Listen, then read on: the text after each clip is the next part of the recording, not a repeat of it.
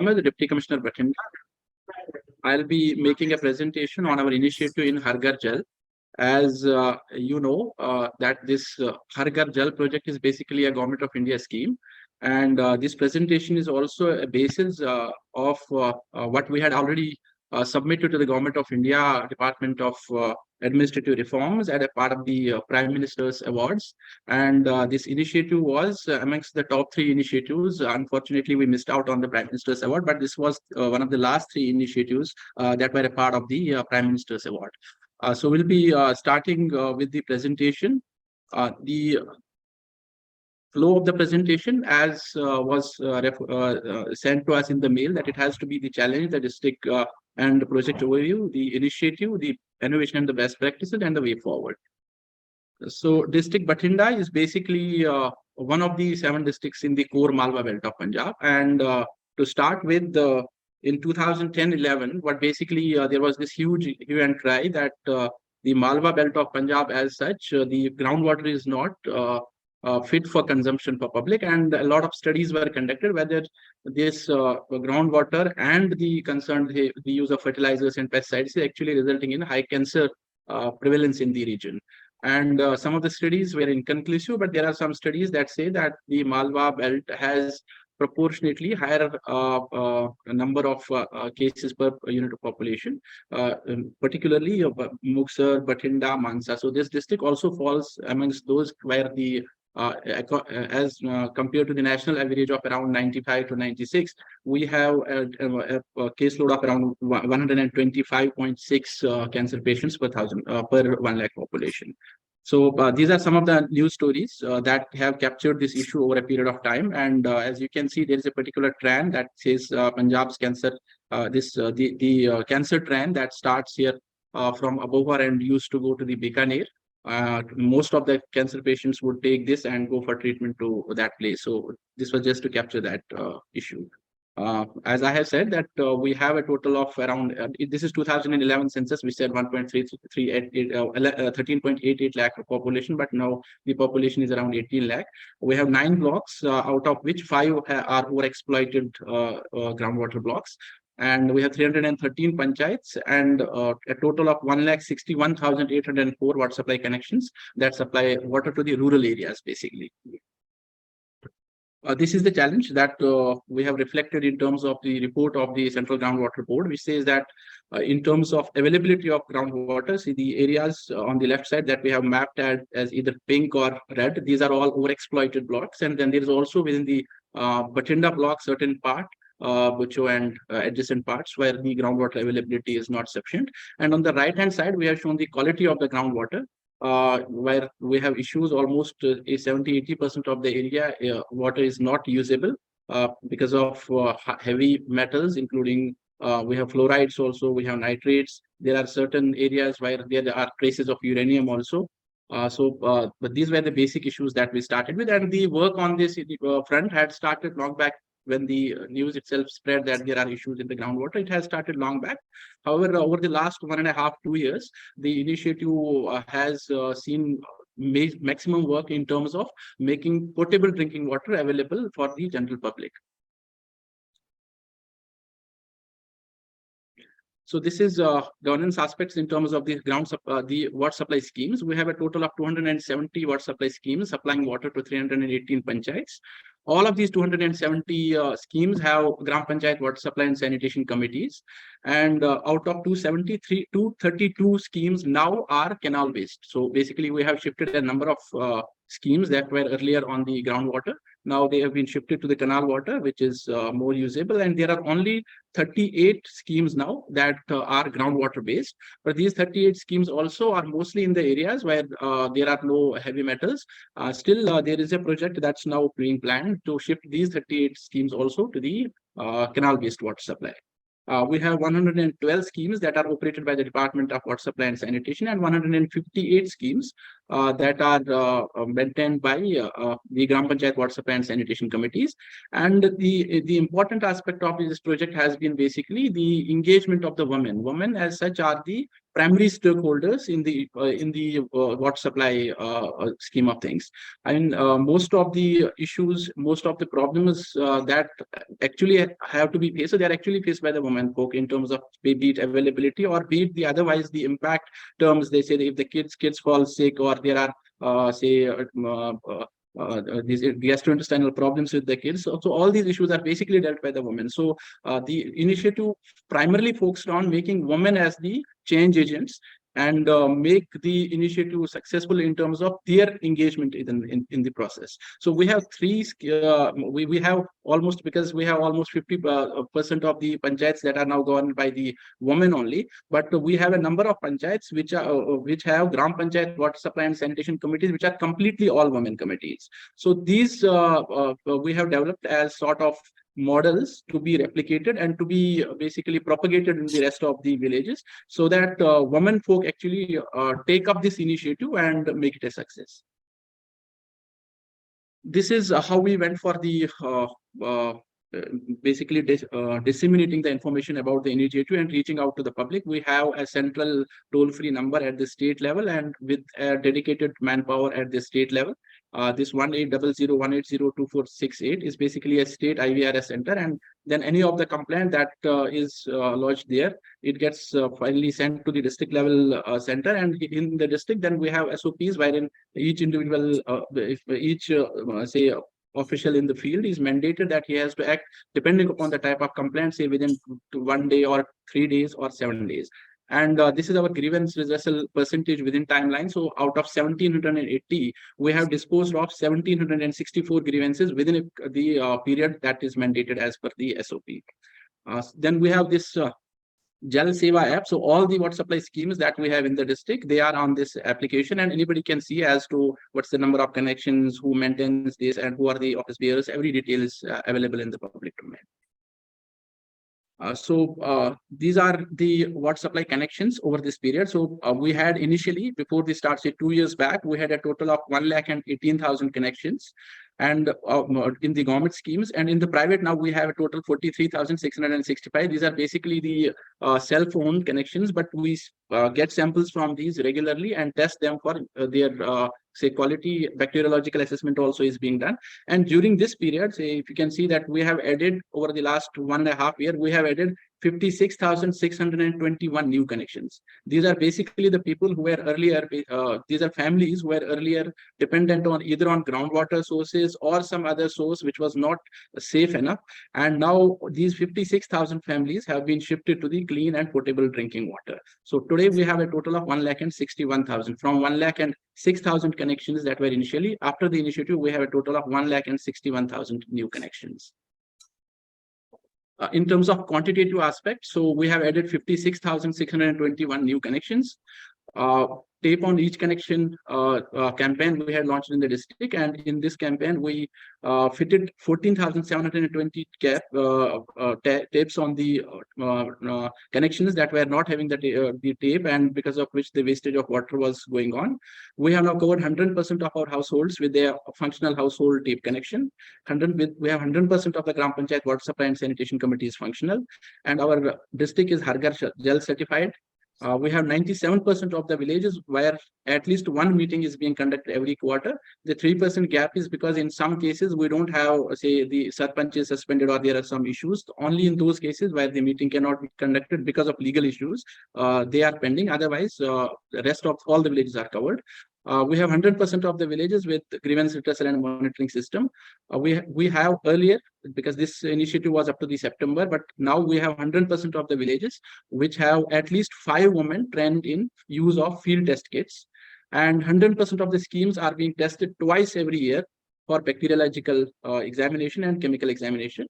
And we have 7,830 free field test kits which have been supplied to 522 habitations to make on-the-spot assessment of, say, the quality of the water. And we have constructed 5 new waterworks schemes covering around 8 panchayats in this period.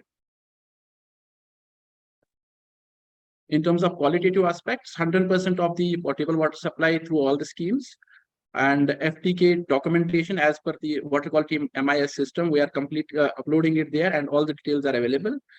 We are conducting chemical and bacteriological parameter analysis twice to ensure proper quality of water.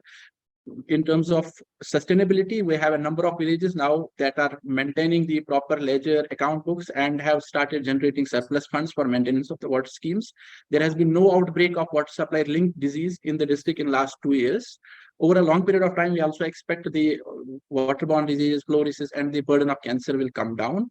Inclusion terms, we have 3 all-women water supply and sanitation committees. We have more than 50% participation by women in all our initiatives. We have engaged all Anganwadi workers, in water supply and sanitation committees, ASHA workers, pump operators, the panchayat secretaries. All of them are engaged, and they are a part of the Gram Panchayat water supply and sanitation committee. And we are supplying 6 hour water supply to the figures are there mentioned. So almost every village at least is getting now 6 hours of water supply. Sampling results in water supply schemes that are maintained by the department, out of 2,615 samples, every sample has tested good, and none of the samples has failed. In private schemes, total of out of 1,435, 1,226 have passed. Rest, wherever we have an issue, we immediately take the appropriate action and direct the concerned private person to make the amendments as are required to make the water potable. We have an NABL accredited water testing laboratory, and it was accredited in 2021 December. These are the IEC activities. We have tried to use all the important days, basically say it be Lodi or it be Tej, or we have tried to associate them with the concept of saving water and making potable water available for public. So almost all these activities, whichever festival is there, we try to link it to the water preservation, water conservation, and potable drinking water. This is all women Gram Panchayat of Water Supply and Sanitation Committee, Mehma Bagwana. It is one of the success stories that were covered by the Department of Water Supply and Sanitation, Government of India as a success story, and has been reflected in a number of stories, in fact, in news also. And we have one more village, which is Manak Khana. So both these women serpents, they received the state level awards for water conservation and water and availability of making potable drinking water available to their citizens in their respective panchayats. So this is there's a YouTube video that I will like to just show if.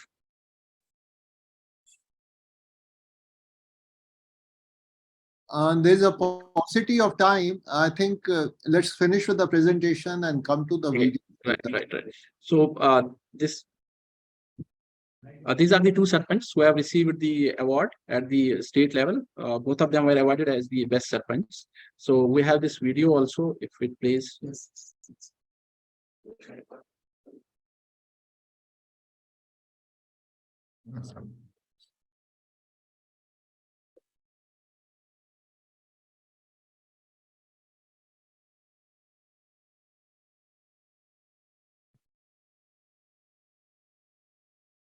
The audio is not there.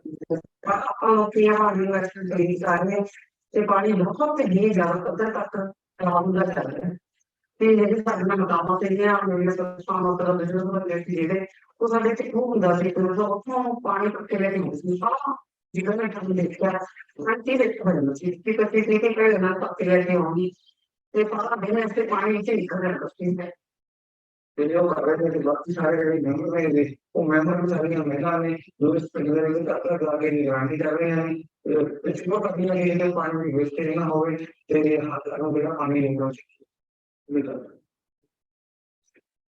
तो last week में कहना चाहूँ कि जिना भी project पे जो है organisation media जितने बच्चे के हुए वो प्रोजेक्ट जो है वो अच्छी तरह से उसका गुरुत्व नहीं करे चलेंगे क्योंकि ये ऑलरेडी का एक पहले से निकल जा सकते हैं इससे भी जो प्रोजेक्ट में सफलता पूर्वक चला सकते हैं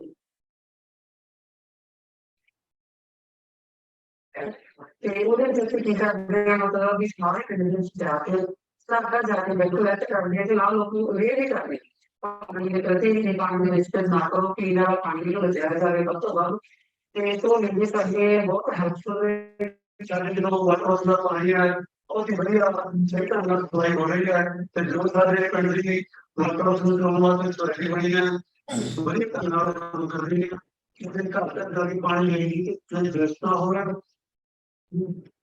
ਇੰਟਰਨੈਟ ਪਾਣੀ ਮਤਲਬ ਕੋਈ ਵੀ ਚੀਜ਼ ਨਹੀਂ ਹੋਣੀ ਪਾਣੀ ਦੀ ਲੋੜ ਕਰ ਰਹੇ ਹੈ ਤਾਂ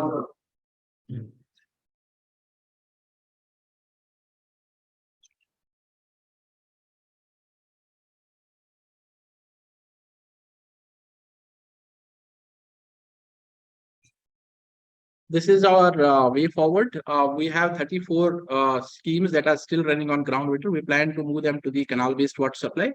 We are now looking for the issues, if there are any sustainability issues. As of today, we don't have any issues, but in the long run, we'll need to continue to engage with the Gram Panchayat water supply and sanitation committees to ensure that this these projects actually run over a longer period of time, and also to ensure, because there is growth also in the villages, that any new house that's built, that in the village also they have a functional household tap connection. And we have covered already all the common places, including schools, Anganwadi centers, panchayats, dispensaries. So we'll need to see that in future also, if any of the new facility comes in, they also have this functional household tap connection. So this is an excellent initiative what you have taken. You really brought out the problems which we are going to face in future on the water supply. However, after going through your presentation, there are 2 or 3 points which come up. Have you see, when we are looking into the water needs of the families, the first, of course, is the potable water, that is the drinking water, which is the most important, which you have addressed and beautifully addressed. There are a couple of other requirements. The other requirement is the cleaning water or the sanitary water or the water which is used for other purposes within the household. So the trend which is there right now is to recycle the water. That is the water which comes out from the normal usage. It is cleaned and recycled for the agriculture use and also for the sanitary use and the cleaning use. I don't know whether you have given any thought on that particular aspect or not. Sir, we have basically this initiative, we have linked it to the government scheme. There is already another scheme, say in terms of what we are saying, sir. We have almost 50 odd schemes where we are already using the grey water after treatment and using it for the agriculture purpose. Since I had linked my presentation only for the potable water, that's why I have focused on that. But we are already working on that also. And in fact, as on today also, I have around 40 projects which are going for the Thapar model or the waste stabilization, that scheme that we use. And subsequently, we link those all with the pipeline to be supplied to the agriculture fields. So those projects are still going on, but this presentation was particularly focused only on Har Ghar Jal, because that's a separate scheme. Yes, actually, no, I get your point. I get your point as far as the agriculture is concerned. But even in the households, there are, presently in many of the modern residential complexes, there are 2 independent water supplies. One is for the bathing and kitchen and other thing. The second supply is primarily for the flushing and for the bathrooms as such. So I really don't know whether that, see, it is purely for the domestic use. So whether that thought is also being given at this stage or not. Sir, today in Punjab villages, because this is basically a rural initiative, and we don't have high-rise buildings here in Bathinda. There are very limited number, that also in the corporation area only. We mostly have individual households in the rural areas. And in that, we have basically what we are doing is that for the household normal water that you use, that's not grey water basically.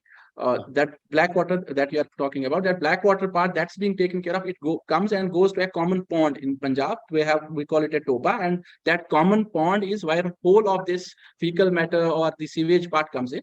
And there only we are developing this Thapar model or the Sincheval model. And then from there on, this water is used for the agriculture purpose. As regards the other household water that comes out in rural areas, what we do is that we have a soak pits. So we are developing around, in fact, in the last year only, we have developed around 200 soak pits. This year, our target is 500 soak pits. So we design wherever there is this issue of, say, there is no proper drainage for the water, etc. We make those soak pits and ensure that this gets recharged into the ground. So that project is also going on. But since, as I said, that I have that one is basically under the Swachh Bharat mission, and this one is basically under the Department of Water Supply and Sanitation. So these two are basically separate projects. So I did not try to link them. Otherwise, we are working on those aspects also. Okay, thank you, thank you. Right. Thank you. Yeah, excellent work. In fact, you could manage to shift almost 90% or so, I believe, from groundwater to canal water, right? So that's a Yes. good achievement, because we all know that water supply is going down. But are you also ensuring some kind of a quantity of water supply per household? Are you limiting to something? Ma'am, as per the mandate, as per the international level guidelines in the rural areas and the urban areas, there are standard guidelines for each individual. So what we do is, when we plan a scheme keeping in view the number of individuals, and also have at least 15 days of storage possibility available, because in many times the canal closure is also there. So we are making sure that we at least supply that much amount of water as is required, and because these schemes are mostly World Bank funded, so they have this mandatory guideline that you will have to comply with Good. these guidelines. So you are taking care of the quantity also. Now, Absolutely. coming to the quality part, you are having a strong monitoring system. You are also having testing, NABL and accredited testing all. But suppose you find sorry, some water is contaminated. Of course, I find that in your presentation, you said last 2 years there has been no water linked outbreak. So probably you are lucky. But is there any provision for you if you find some canal water on the transition path gets contaminated? What do you do? You know that it is contaminated. Then what do you do? Ma'am, as an example, we had this particular village where we had 3-4 cases continuously of hepatitis. So we sent our health team there. We got it checked. But in the immediate, what we do is that in case we suspect that it's waterborne, we immediately cut the water supply and start supplying through the tankers. We have water tankers also available. We start supplying to the tankers. So temporarily close and then rectify the problem and go ahead. I think excellent. Yes. Excellent. I must congratulate you. Thank you. Thank you, ma'am. Thank you. My screen is visible, sir? Okay. Good morning, juries. Good morning, panelists. I'm here, Dr. Harshal Patil from Hill Military Station, Navsari, Vaghai. Actually, last from 8 years, I'm working here as a research scientist under the millets crops. We know already that recently the International of Millets, that's Millet Mission, has been launched by our Honorable Modi ji, with this vision to expand this millet research, expand in the different areas with this production, productivity, and marketing strategies. Last from near about 8 years, we are working in this area, Dang and Valsad region. Dang is near 100% tribal district. In that, almost different schemes are running, but the problem is that all schemes are with the health support or for our education support, but very less or very few schemes which are working with this tribal farmer socio-economic improvement. Especially, I'm taking my emphasis after this or take a lead role after this corona, because I seen a very genuine problem with this different tribal farmers. They doesn't get seeds. If they get seeds, they will doesn't improve their quality of life because of their economic status is not good. And the economic status is not good. They are always getting a support only from this any collector point of view, health point of view, education point of view. But these are only supporters. I never think about supporters. I will think about the improvement of socio-economic status of these tribal farmers only. Unless and until the economic status will not improve, this other all supporters will remove off. This next, please. The different scheme running behind this my projects are totally non-planned or from ICR, from Government of India. These are scheme are for research or for development of new varieties, promotion of the. Sorry to interrupt, sir. Your slides are not moving. It's still on the first page. Is it moved now, sir? No. No, sir. Oh, sorry. It's still on the first. Actually, there is You go to the play button.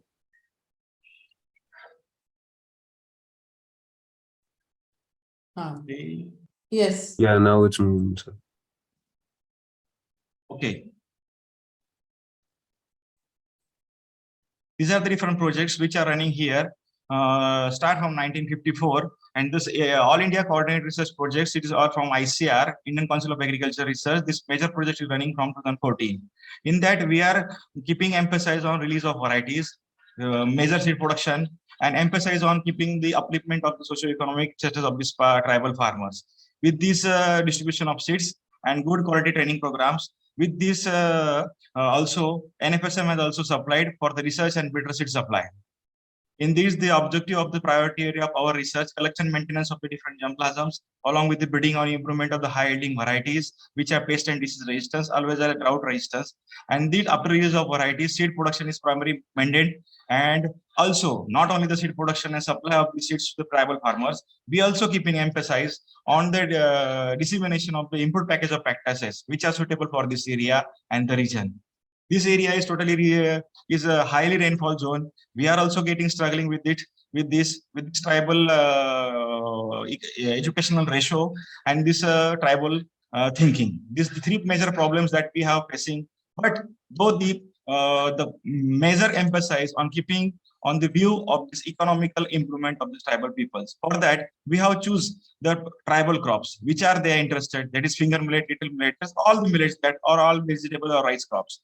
For that emphasis, we are keeping emphasis on high yielding release of varieties for these crops. Also, solving their problems. Is the problems that is the blast resistance varieties, which is the major disease. So just like in cancer in human being, blast is a major disease in the rice and other millets that it drastically reduced near about 90-91% yield in this area. That we have. That's why we have released near about 6 different cultivars, which are highly pest resistance, disease resistance. After the release of varieties, we also did the different stages of seed production and distributed among them. At the last, we popularized varieties with the different trainings of the TSP training and technologies, method dissemination of trainings. For that, we have near about collected 770 germplasms. There's the problem. In that, early maturity varieties that we have also released, we have also done the high grain and powder yielding varieties and the improvement of production technologies, which are specially suitable for the cropping system and nutritional quality improvement for this only. What we have done actually, social economic upliftment of the tribal community is one of our mandate motto. In that, agriculture crops is the major emphasis, as this is the research center belongs to the Navsari. That's why we kept all the different agricultural crops which are at a mandate top priority of this tribal community. That's like millets is a major one, and nowadays we are gaining a very huge success in last 6 months, because wherever there is crop, where there is interest of millets in urban cities, that we already know because of this international level of millets.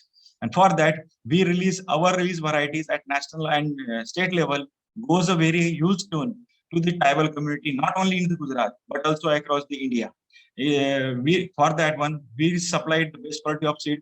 We supplied the best processing machines for that one. These processing machines are given to the SHG groups, NGO foundations, and the different self-help groups and monthly that are totally emphasizing on the basis of their socio-economic improvement. Also, one of our most emphasizing work is that release of biofortified varieties, which are highly helpful for this releasing of the malnutrition problem. Here, the problem of the iron or folic acid, which we have removed with the help of release of CFMB2, that is Central Finger Millet Variety 2, that is name is Hira, and that variety has been released by the hands of Honorable Modi ji and donated to the FAO. This 3,000 quintal of the bitter seed Indian that we have across the India.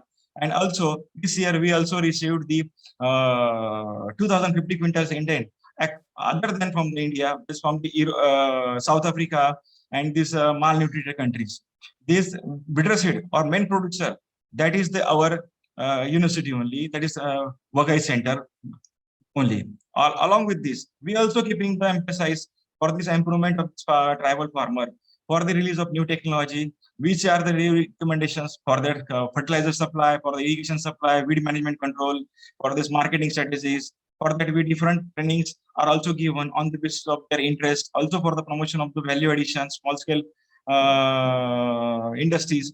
And these all will make effect. With this, we are emphasizing on the socio-economic upliftment of this tribal community. In deep, if we can go, we have released this 18 different state level varieties with the national 4 varieties. We are at the top of the at India for the supply of the seed for the millets.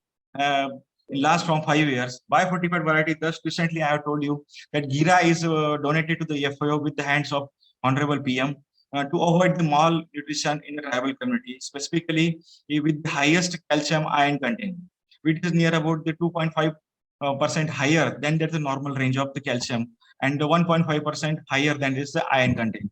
Seed production to the tune of 10,000 kg. Last from 5 years we are supplying. Not only the Gujarat, also the across the tribal belt of India.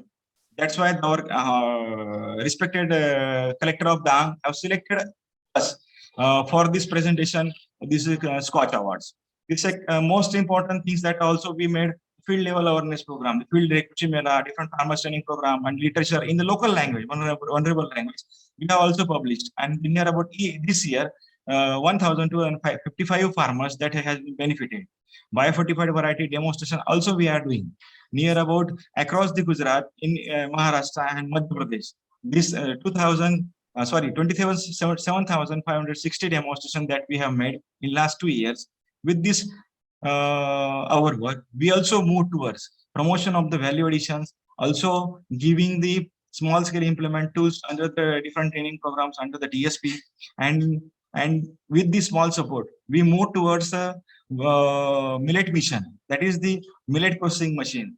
We know already these millets are 2 types, are with the husk or without husk. Indeed, husk without removal of husk, tribal people cannot eat, because the hulling is the major problem in that area. Last from 75 years of our celebration of independence, we doesn't have small millet processing machine. That we have also purchased, and from this central machinery agency from this our central government, Bhopal, and that these machines also distributed in this tribal area. In the Dang district itself, near about 3,500 different Mahila Mandal group or Mahilas and these other farmers are benefited from this one in the last year. Now we are focusing for the next 5 years distribution of these machines, so that if the machines will distribute, product will be processed, and that all this small grain rice, Miss Kodo, Kodri, Kang, Kutki, they will eat. We know already these are gluten free, these are very high, low in glycemic index, these are very highest in calcium ion content, very highest in fiber content. But if we will think only for the urban peoples, they will eat because they have knowledge. But what we can think about these tribal peoples, if they will not eat, there is the problem of malnutrition that arises. That problem I have specifically criticized, and that is my motto, that always they will go with the face the problem of the malnutrition, and that is solved with the help of these processing machines and the value addition trainings itself too. Along with that, we also given with the help of our agronomist, there is a different improved practices. Specifically, Dang is the organic district that already declared the last 3 years before, and now it is the natural farming district. Now, for that one, also we have different 14 recommendations from our agriculture point of view for the planting time, manure, fertilizer management, so that their upliftment of this tribal farmer will increase along with the supply of our improved varieties and cultivars. At the last, these efficient management practices also depend on the water management, weed management, cropping pattern management, biofertilizer applications. There are 26 different techniques that we have also advocated these tribal farmers for the implement of this in this tribal community. The highlighting research work, release of varieties, there are recommendations or publications. Varieties also noted and registered on the PPFR at New Delhi. Number of germplasm characterized at India. Our center is India's topmost center for maintenance and characterization of this germplasm. books and booklet publication in vernacular language. Also, we have published not only on the research publications or recommendations, we also made books for this. Sorry to interrupt, sir. Keeping the time limit in mind, request you to conclude in next 1 minute, sir. Okay. This is our breeding plots. This is our breeding research. That's for experiment. This is also a national level monitoring team. That is also, these are different release varieties along with the seed production. Last from 5 years, we are producing more than 10,000 pieces seeds. This is our release variety, Gira, biofortified variety, for specifically donated to the FAO for the malnutrition. This is GN7. This is our GN8 varieties. This is little millet crop. This is not this is only the farmers benefited of this this year for the different tribal farmers for the good agriculture practices. We given the different training programs are implemented. Here about 10,000 farmers every year last from 3 years. These are different institutions which are or organizations are working in our collaboration. These are different extension bulletins. These are the different training programs or distribution programs or the seed distribution program. And it is also the processing machine in the second row. First photographs is there. That is the process machines. These are the different seed distribution program. We are making our self vermicompost fertilizers, and we are distributing among them. We are also teaching them about this true to level production of the seed, always a fertilizer at their home. Also small scale implements. This is the seed distribution program. This is the mastery processing machine that we have distributed with the help of Indian Institute of Millet Research. I got to the fund, and Honorable Vice Chancellor also discussed with this Director of Research with the stakeholders. Recently, we have conducted near 4 meetings for the upliftment of these peoples. This is the millet Adivasi food competition, millets Mela, millet state level workshop. Also, one of our Mahila Mandal group had made a stall exhibition at New Delhi. PM Modi sir has visited that one. This is our success story published in the newspaper for this Gira, as well as the improved technologies and distribution of seeds to the tribal peoples. Different books, publications. Also, we have received this year, in 2020, we have received the Best Center Award from all agricultural universities. And recently, I got a Best Researcher Award from our universities during the convocation with the hands of Rajyapal Sri, Honorable Government.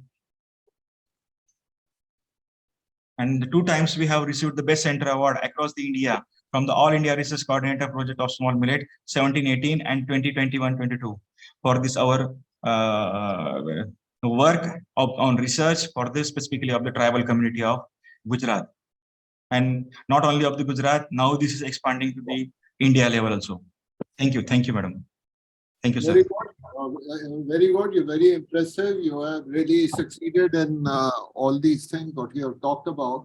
I would like to know what is the consumption of millet which have increased over the last 5 years? Sir, earlier the consumption is very less, but nowadays consumption or demand, what we can say, demand is increased near about 10 times folds for the last 2 years. As far as these different millets mela or different programs is there. The point what I'm asking, in actual terms, in the real terms, what was the amount at that time and what is the amount here? Because see, your presentation is excellent, but one thing that it is lacking is the metrics and the objective data on the real outcomes. You have talked about how many districts have been addressed, how many people have been addressed, but what is the actual outcome in the consumption of the millets and the various millets, where it requires more attention, where it requires less attention? That has really not come out. I feel if that data is also presented, it will really be very, very meaningful, and it will really be meaningful to you to monitor your project as the time goes by, because I did not find any metrics to monitor the project coming out of your presentation. So that's a thing which I feel does require attention. Thank you. I will supply it, sir. Definitely. I will take collected and I will supply it. Excellent research done by you.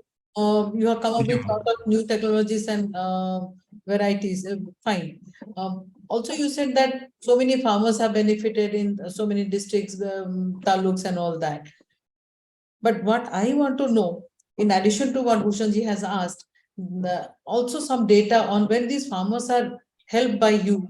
They have been trained, they have been also encouraged to do products out of it, using the millets and selling them. What is the financial benefit? Like how much money they are making by this initiative, and how it has increased from 2 years before or 3 years before you started this project. So do you have any data on that? I have 10 What is the success stories. economic upliftment of the people who have been benefited by you? I have near about 10 success stories. Each year we are preparing for that one. Critically, we are visiting the different tribal farmers or which are totally randomly selected by. Success stories are all right. Success stories are all right. In that there is so many pictures. So we appreciate it. There are a lot of success stories and it has come in the newspapers and you do have documented them. Fine. But I want to know as a general statistics that how many like suppose you have helped a farmer or maybe all the farmers in a particular district or a village or a taluk or whatever.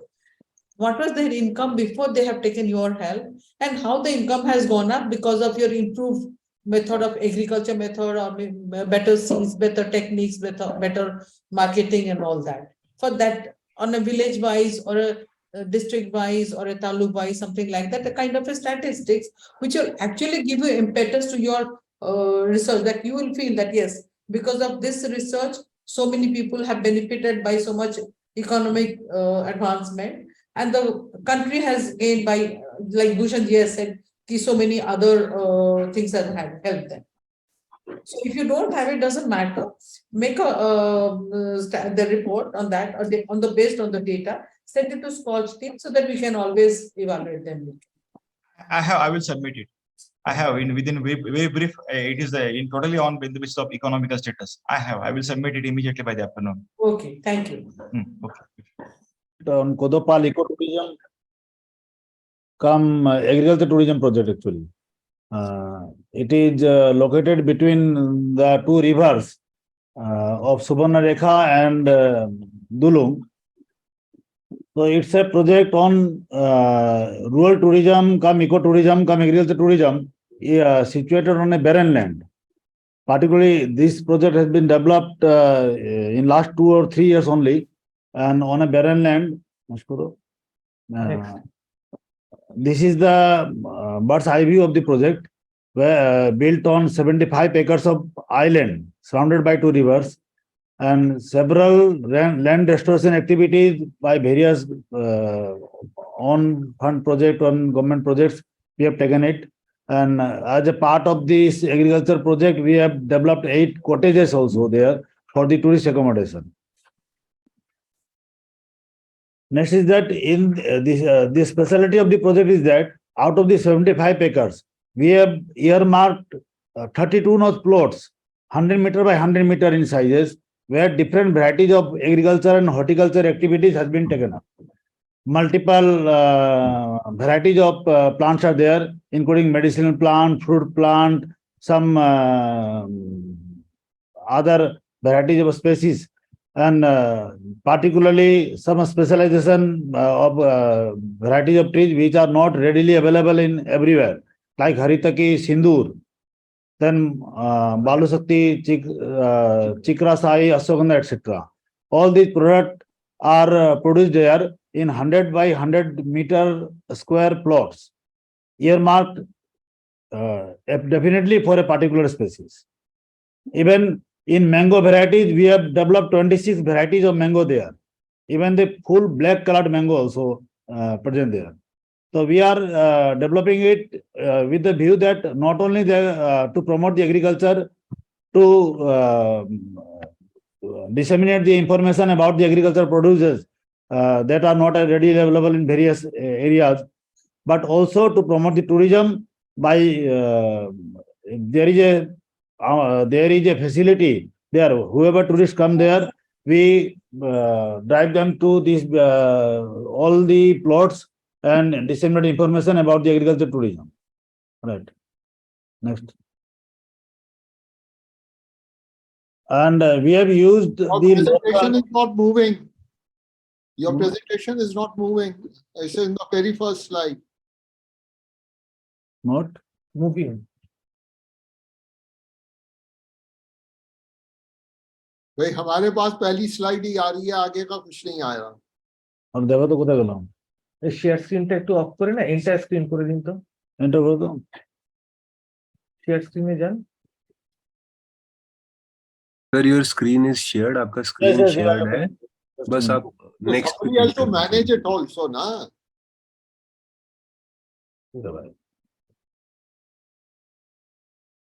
So this is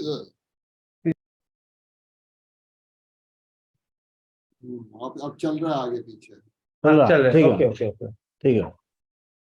Next. So this is the second slide which I have explained. Next. This is the chunks of areas, 100 meter, 100 meter, we have divided and explained earlier. Yes. We have arranged the community participation from the local people. Whoever the manpower engaged in this project is of the local people only, not from the outside. They are doing the agricultural activity, they are serving the tourists also, and they are looking after all the plantation activities, their collection, their storage, and their marketing, etc. also. So that the local people get the livelihood generation from this project.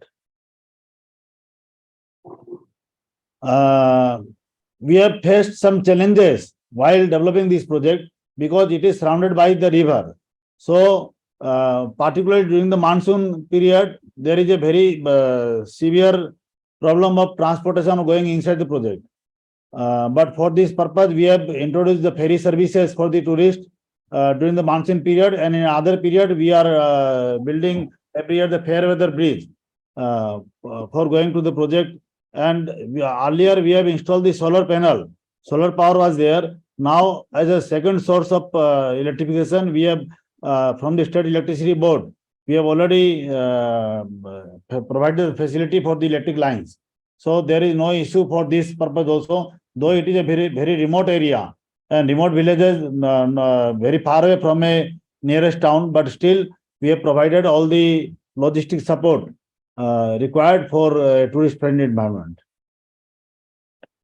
Next. These are some of the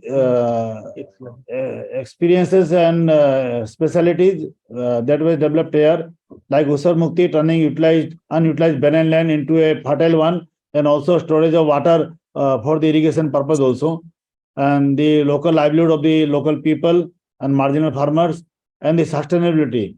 So we are not only producing the products, but we are also arranging their marketing to different regulated markets and bigger towns where we have introduced the facility for transportation also.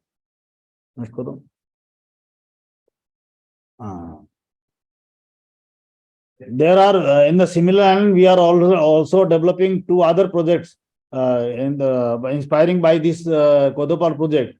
We are developing some more project nearby areas so that the complete area comes under holistic development for the not only from the tourist point of view, but from the our agrarian economy. These lands are barren lands, red soils. We are not usually suitable for good agriculture, but we have transformed it for the agriculture purpose by using various methods. Now, in the future plan, we are also taking up a biodiversity park there. And State Environmental Department has sanctioned the scheme, and soon it will be launched. And thereafter, we are also introduced the rainwater harvesting project for this project, and one tribal interpretation center. As our district is mostly the tribal, more than 30% population is tribal. So we have developed here a tribal interpretation center to showcase the rich heritage of our indigenous people, and strengthening of FPO, the farmers producer organizations. We have strengthened there, providing agricultural infrastructure facility there, so that from the long term, this project may be sustainable. These are some varieties of species like dragon fruit, that cashew nut, then mangoes, then sal trees, then various medicinal plants, including sindoor, etc., are being cultivated here. Short video. And now we are playing a 1 minute short video on overall the project picture you can get first-hand experience. Full screen. Full screen.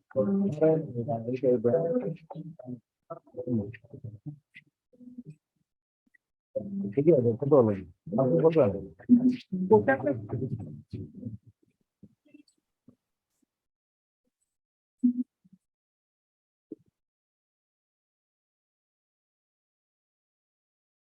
साहब आपका project तो अच्छा है पर आपके stake holders कौन है?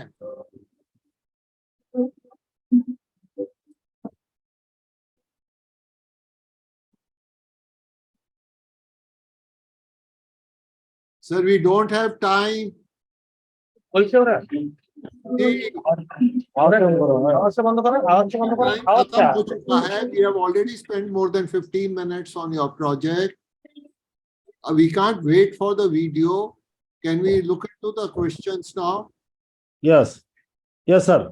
So, see, I want to know who are the key stakeholders. You have not talked about the stakeholders. You have only talked about the residents and what you are doing for the community at a large. That's very good. But the moment you call it as a tourism, तो आपके tourist कौन आते हैं, कहाँ से आते हैं, कितने आते हैं, वो क्या आपके इकोनॉमी के लिए कंट्रीब्यूट कर रहे हैं, आपने उसके लिए कुछ कवर नहीं करा.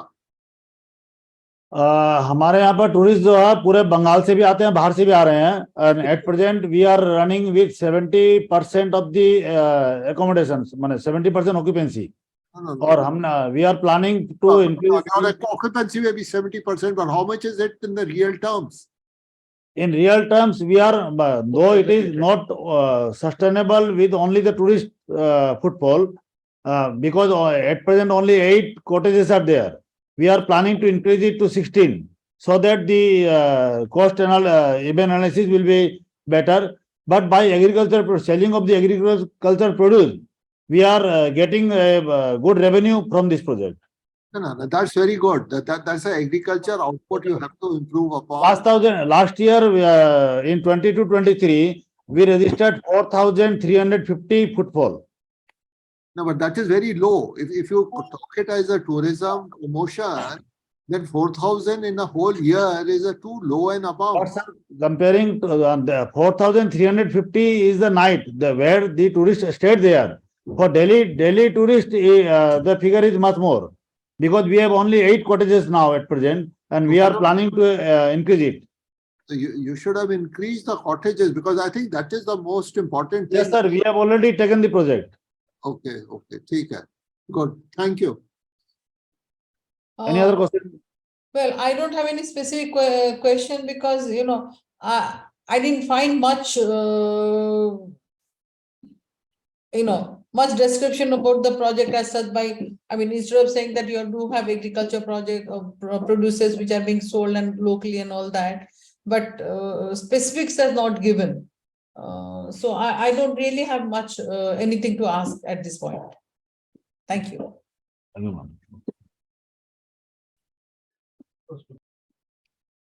So the project is called actually Mera Bachpan. This is a compilation of a lot of things that we're doing for kids who are underprivileged. We've in fact used a stakeholder approach because we find that these are the most vulnerable children. These are the children who are on streets. In fact, right outside my residence, there used to be a lot of balloon sellers, children with their families who are selling balloons and who were at maximum risk in terms of even danger to their lives and to the kind of unsafe environment that they found themselves in and the kind of vulnerabilities that they were exposed to. So it was more like a moral responsibility looking at these kids daily to see what best we could do for them. Initially, of course, the district had taken the traditional approach that we would, send raiding teams to pick up any such persons who were found on the road to try to counsel them or to try to threaten them with consequences under the law. But of course, that did not help because while that area would be clear for some time, these people would return because of their financial issues. And we were essentially, I felt we were not really finding a solution to the problem that these children were on the roads. So this is a small slide which basically talks about what the vulnerabilities of these kids were and also how we were probably approaching this in a very, very incorrect fashion. And we were trying to get results that we had children off the roads by using procedures only under the law, which were mostly disciplinary and probably, you know, we have all seen this as many district administrators that are sitting here, that if you use the law against these kids or their parents, they in fact come back again. They will go away for some time, but they will come back again. Then there is no real outcome in their own lives. We had to address what is causing the begging, what is causing these kids to come out and sell balloons with their parents. And yes, we have to say that our kids were the main priority, because this is a generation that if we could change the outcome for them, then we could probably change an entire generation coming ahead. So we tied up to try to get them off the street, and at least for the initial phase, how could we make the street a safe place for them? Because there is a lack of trust with the administration, since the administration has only been conducting raids so far. By us going and sending our survey teams, they would not respond. So we took a stakeholder approach and we involved various NGOs, including Har Haath Kalam. Harsh, he's sitting with me. We also involved the school Playway, and we have also involved another NGO, Janhit Samiti, to come up with a wholesome approach. So we started with a school bus, which comes from Playway, which is a bus which is complete with a laptop, electricity connection, blackboards, books. And we started by building trust with these children, with Har Haath Kalam, working with their teams to try. We really couldn't have used our administration team since they were so scared of us, and we needed to ensure that koi vardi wala person unke saath nahi hai. So Har Haath Kalam worked with these children, has a huge experience in slums, and has been working with kids in slum areas. They used their expertise there, brought these children to the bus. Initially, the parents were scared to even send the children to the bus. Ki ye bus hi utha ke na le jaye inko kahin pe. So we had to keep that bus, in view of the parents. The parents would come and stand outside the bus, see what their kids were doing, and very, very slowly this trust was built over a period of, I think, 4 months. That they used a lot of exercises, how to tell your name. They brought in the laptop. The kids got very interested in the kind of concepts that the laptop was bringing in. They used to go to their houses where they lived and, play football with them, try and generate a trust building exercise with them till such time that the kids realized. I used to go and visit personally so that they became familiar with our faces and they realized that they are not in any danger of being lifted from here. So we then started slowly, of course, coming in with very contextual learning, reading road signs, safety signs. We were not interested in so much formal education as simply first just getting them interested in learning. And of course, the laptop was a huge ingredient because the kids were really excited about using technology. And today, most of them can use Paint. Most of them can use Word also. They've picked up basic English, basic numeracy. They can sign their names. The school on wheel was essentially just a safe place. So while their parents were still on the road, their kids were no longer on the road for that particular period of time. They were in the school bus. Thereafter, through these kids only, so I've already discussed this. I will not spend too much time here. But these are some of the snapshots. You can see these kids, our volunteers have gone to their houses. They've built a rapport with their parents. You can see the laptop. These kids used to come in winter. They used to really like the warm space that we provided. They're coming in the summer. They used to look forward to our coming after a point of time once we had built the trust. They also used to like our play sessions. We used to take them to the park. We still do. We take them to the park at Baradari, which is right next to where most of their families are settled. And there they play games. They talk about their very confidently, in fact, about their aspirations. And I'm very pleased to find that they do have aspirations beyond just, knowing the life on the street. Now, most of them talk about very confidently about what they want to do in life. And that is a huge outcome for us. Thereafter, through the medium of these children, we actually moved on to thinking about, can we introduce vocational training even for the mothers and for basically it is the mothers and the children that are on the road selling balloons. So if we can introduce a component of vocational training for them, then maybe they will also stop coming out on the street to sell balloons. Maybe they can sell wares, like we have self-help groups. Maybe we can, get them to become entrepreneurs in that sense. We tied up with Janhit Samiti thereafter. I mean, I've talked about a lot of this, so I will come back to this. We brought in Janhit Samiti thereafter, who, if you can see the pictures below, they've started with mehendi classes, simple training, mehendi classes, stitching, embroidery, crochet for these mothers. And it gives me a lot of pleasure to know that these women have actually started working, especially with mehendi. They are still learning the basics of crochet, etc. But they've started embroidery, and every day there are sessions. And even the mothers are now off the road. They're no longer selling balloons, but they'd rather spend time learning, picking this up, because they've realized the monetary incentive this whole outcome has brought to them.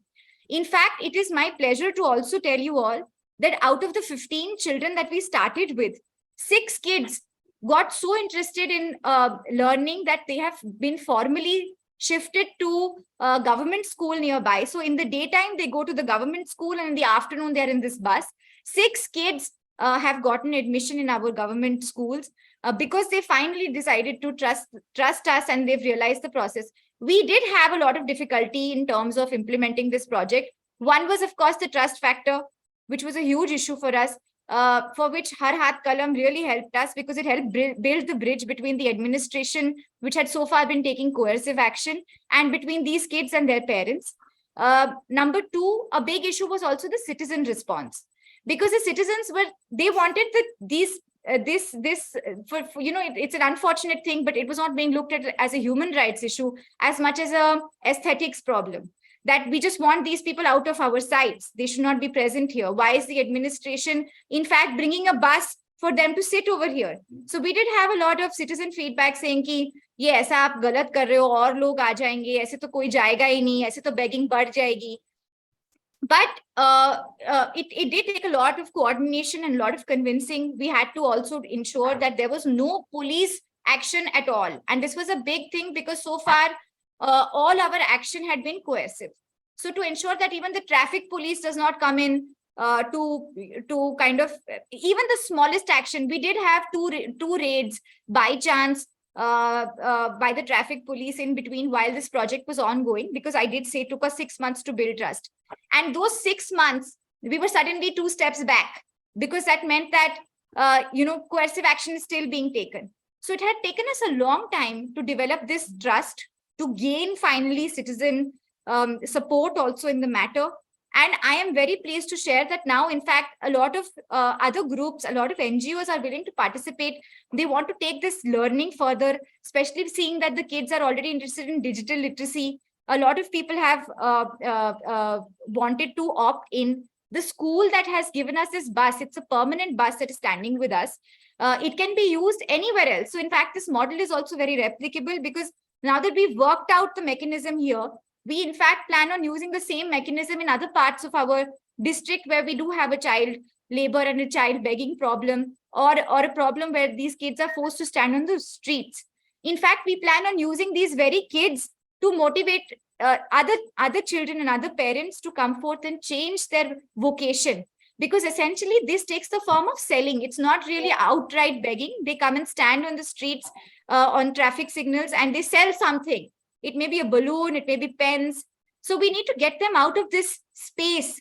So this is exactly what our project sought to do. If I have time, I would like to definitely once hand over to Harsh, who did the trust building exercise. He'll just take a minute of your time to explain the trust building that he did, because I think that is the main plot that has helped us succeed with these and in fact bring in generational change. Because these kids, if you talk to them today, you'll not believe that they are coming from families who were selling balloons just 6 months ago. So I'm just going to hand over for a minute. Harsh, be very short. Thank you, ma'am. Thank you everyone for listening to this presentation.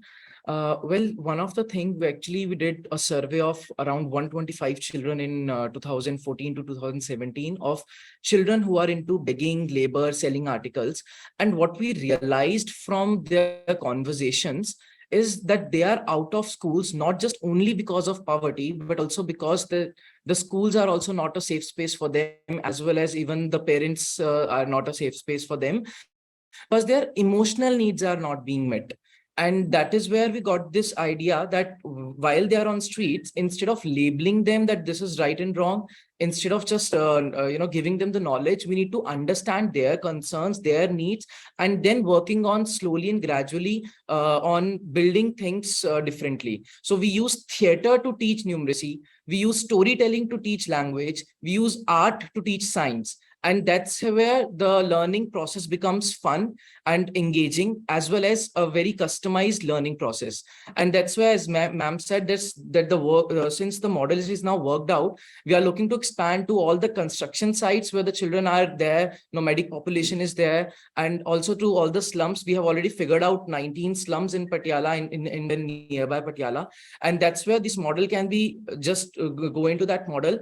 And also the sustainability can be put into practice by involving community leaders as well as the volunteers from the local space. Even in the current project, we have now started mobilizing the volunteers from nearby colleges, as well as even the parents have started working with us in storytelling. The idea is that they can only take this project forward down the line after 1.5 years and 2 years, so that a sustainability can be put in place.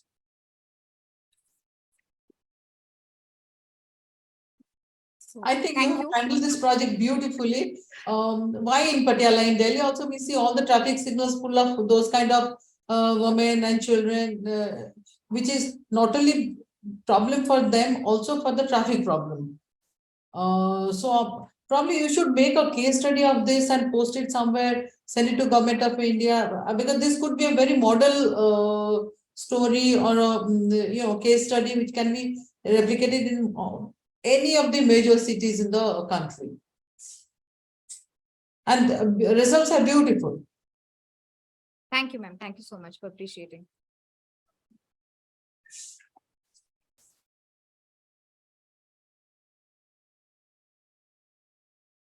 This is a very good project. I really appreciate what you have done. The sustainability, yes, is one of the major issues, which is definitely there. But your plan looks to be quite effective. I would only add is to have a metrics to keep on measuring your project and project outcomes on regular basis, so that, and the metrics should be so designed which gives a very positive results. Both when I say positive, it should really bring out where all it is not doing so well and where it is doing very well, and what are the limitations of the project, how they can be improved. Because this is something which is a continuous improvement program which has to be incorporated in the project. Because something which is applicable last year may not be so applicable 3 years down the line, because the environment will change, the people will change, people outlook will change. So you'll have to move your project with a change of environment which is going to happen over the next 2 to 3 years, 4 years, both in short term, medium term, and long term. That's what has to be incorporated in the project. Thank you for your suggestion, sir. In fact, you're absolutely correct. Even in this period of about 8 to 9 months, that I think actually 10 months that we've been implementing this project, we've had continuous feedback from the parents, suggestions regarding, and especially how they are, telling us their fears. I mean, the outcome, of course, at the end of the day, this is also another aspect that I'd like to share for Har Hath Kalam, which is our NGO partner, which is our main stakeholder in terms of NGO partnership. Their idea was that the street should be safe. So our idea was, and that's where we also had, a back and forth, was that our idea was, at the end of the day, these kids need to go to a formal maybe setup, or they need to get some kind of a formal vocation. It is not just that the street should be safe, they should not be on the street. So, it is the mix of both these approaches that has resulted in constant feedback and changing the program dynamically, even in the span of 10 months. This, you are absolutely right, requires a matrix which needs to be monitored. What is the final outcome that we are looking for? And also, it requires, as you said, constant monitoring. And, there have been days when Say, for example, the kids have just not turned up in the initial period. You know, there were days when the bus would be waiting, but the children would not go, or our volunteer used to be unwell. So, of course, the micro detailing of it is something that we've also realized. In my office, sir, just to give you another brief, for all such projects, we now have a steering committee looking at the fact that this thing requires constant monitoring. There are certain other projects, of course, that we've also picked up, which we are not discussing here today. But we have steering committees which are now looking at how dynamically we can, because it's also required a lot of interdepartmental coordination, right? With the traffic police, to law and order, to our district child protection officer. See, there is another very important point. It should not be any person-driven project. It should be institutional-driven project. And now your Absolutely. steering committee formation is extremely important as to, Yes. and because this will be having multiple stakeholders. I think that is extremely important, and its constitution and its operation should be very well monitored and be very well regulated type of a thing, because it should not be a person dependent thing. Because if it is person dependent, tomorrow if you are transferred from here, the new person may have a totally different view. So it should not be personal views, it should be the institutional view. Gee, that's what we've tried, sir. Thank you. Thank you. Sir, मेरा नाम अजय कुमार गुप्ता है, सहायक संचालक महिला एवं बाल विकास जिला बड़वानी से। जैसा कि प्रोजेक्ट का नया नाम से उल्लेख है सर, मिशन बाल शक्ति, स्पेशली सर बड़वानी जिला जो है वो 25 मई 1998 में जो है वो खरगोन डिस्ट्रिक्ट से अलग होकर बना था, और 69% ऑफ ट्राइबल पॉपुलेशन है सर यहाँ पर। चूंकि जनजातीय आबादी मोस्टली सर जिला जो है वो नर्मदा वैली में सिचुएटेड है, इसलिए पूरा पहाड़ी और दुर्गम और वनी क्षेत्रों में निवास करते हैं सर। तो सबसे बिगेस्ट चैलेंज था सर उनके तक स्वास्थ्य और पोषण सेवाओं को पहुंचाना, या उनके जो गवर्नमेंट का जो कमिटमेंट्स हैं उनके तक पहुंचाना सर। सबसे बड़ा जो चैलेंज आया सर, जो NFHS 4 का जो डेटा रिलीज हुआ सर बड़वानी जिले के लिए, उसमें ये तथ्य निकल के आया है कि लगभग 50% जो है वो बच्चों की डिलीवरीज घर में हो जाती है। लगभग 26% ANC जो प्रसव पूर्व जांच गर्भावस्था के लिए और बच्चे के ग्रोथ एंड डेवलपमेंट के लिए आवश्यक है, चारों ANC जांचें 26% भी नहीं कर पाते थे सर गर्भवती महिलाओं की। इवन बच्चों का टीकाकरण सर 41% के आसपास हुआ करता था। इन जितने भी ह्यूमन डेवलपमेंट इंडेक्सेस जो भी जरूरी थे sir, growth and development of the children and mothers, तो उन सब इंडिकेटर्स में पिछड़ने के कारण नीति आयोग भारत सरकार द्वारा बड़वानी जिले को आकांक्षी जिला विकास कार्यक्रम में शामिल किया था सर। मोस्टली इशू ये है सर कि कोई बिग इंडस्ट्री नहीं होने से एम्प्लॉयमेंट जनरेशन बड़े पैमाने पे नहीं है, और इसलिए ट्राइबल पॉपुलेशन जो नेबरिंग स्टेट्स है सर, गुजरात और महाराष्ट्र, वहां पर माइग्रेट कर जाते हैं फॉर द बेटर वेजेस। तो एक ये इशू भी था सर कि जब भी वो जाते थे बाहर काम के लिए और जब वापस आते थे, there is a huge burden on the health and nutrition level services also. So continuity of government schemes and services है big challenge. Second one sir, जैसे कि मैंने दोनों बातें बताई सर, बच्चों का जो NFHS 4 का जो डेटा रिलीज हुआ था सर, लगभग 55% आउट ऑफ 155 चिल्ड्रन जो है वो अंडरवेट थे। उनका वजन जो है वो अपने मापदंड अनुसार नहीं था। जो सीवियर एक्यूट माल नरिशमेंट की यदि बात करें सर हम, तो वो 8.7% के आसपास 5 साल के बच्चों का था, जो कि एक गंभीर चुनौती और समस्या भी था सर बच्चों के लिए। जैसा कि आप जानते हैं सर कि गवर्नमेंट एस्टेब्लिशमेंट में न्यूट्रिशन रिहेबिलिटेशन सेंटर्स होते हैं, पोषण पुनर्वास केंद्र, जहां पर बच्चों को रिफर किया जाता है। 14 डेज के पोषणात्मक उपचार और न्यूट्रिशनल रेमेडी के बाद उनको जो है डिस्चार्ज किया जाता है।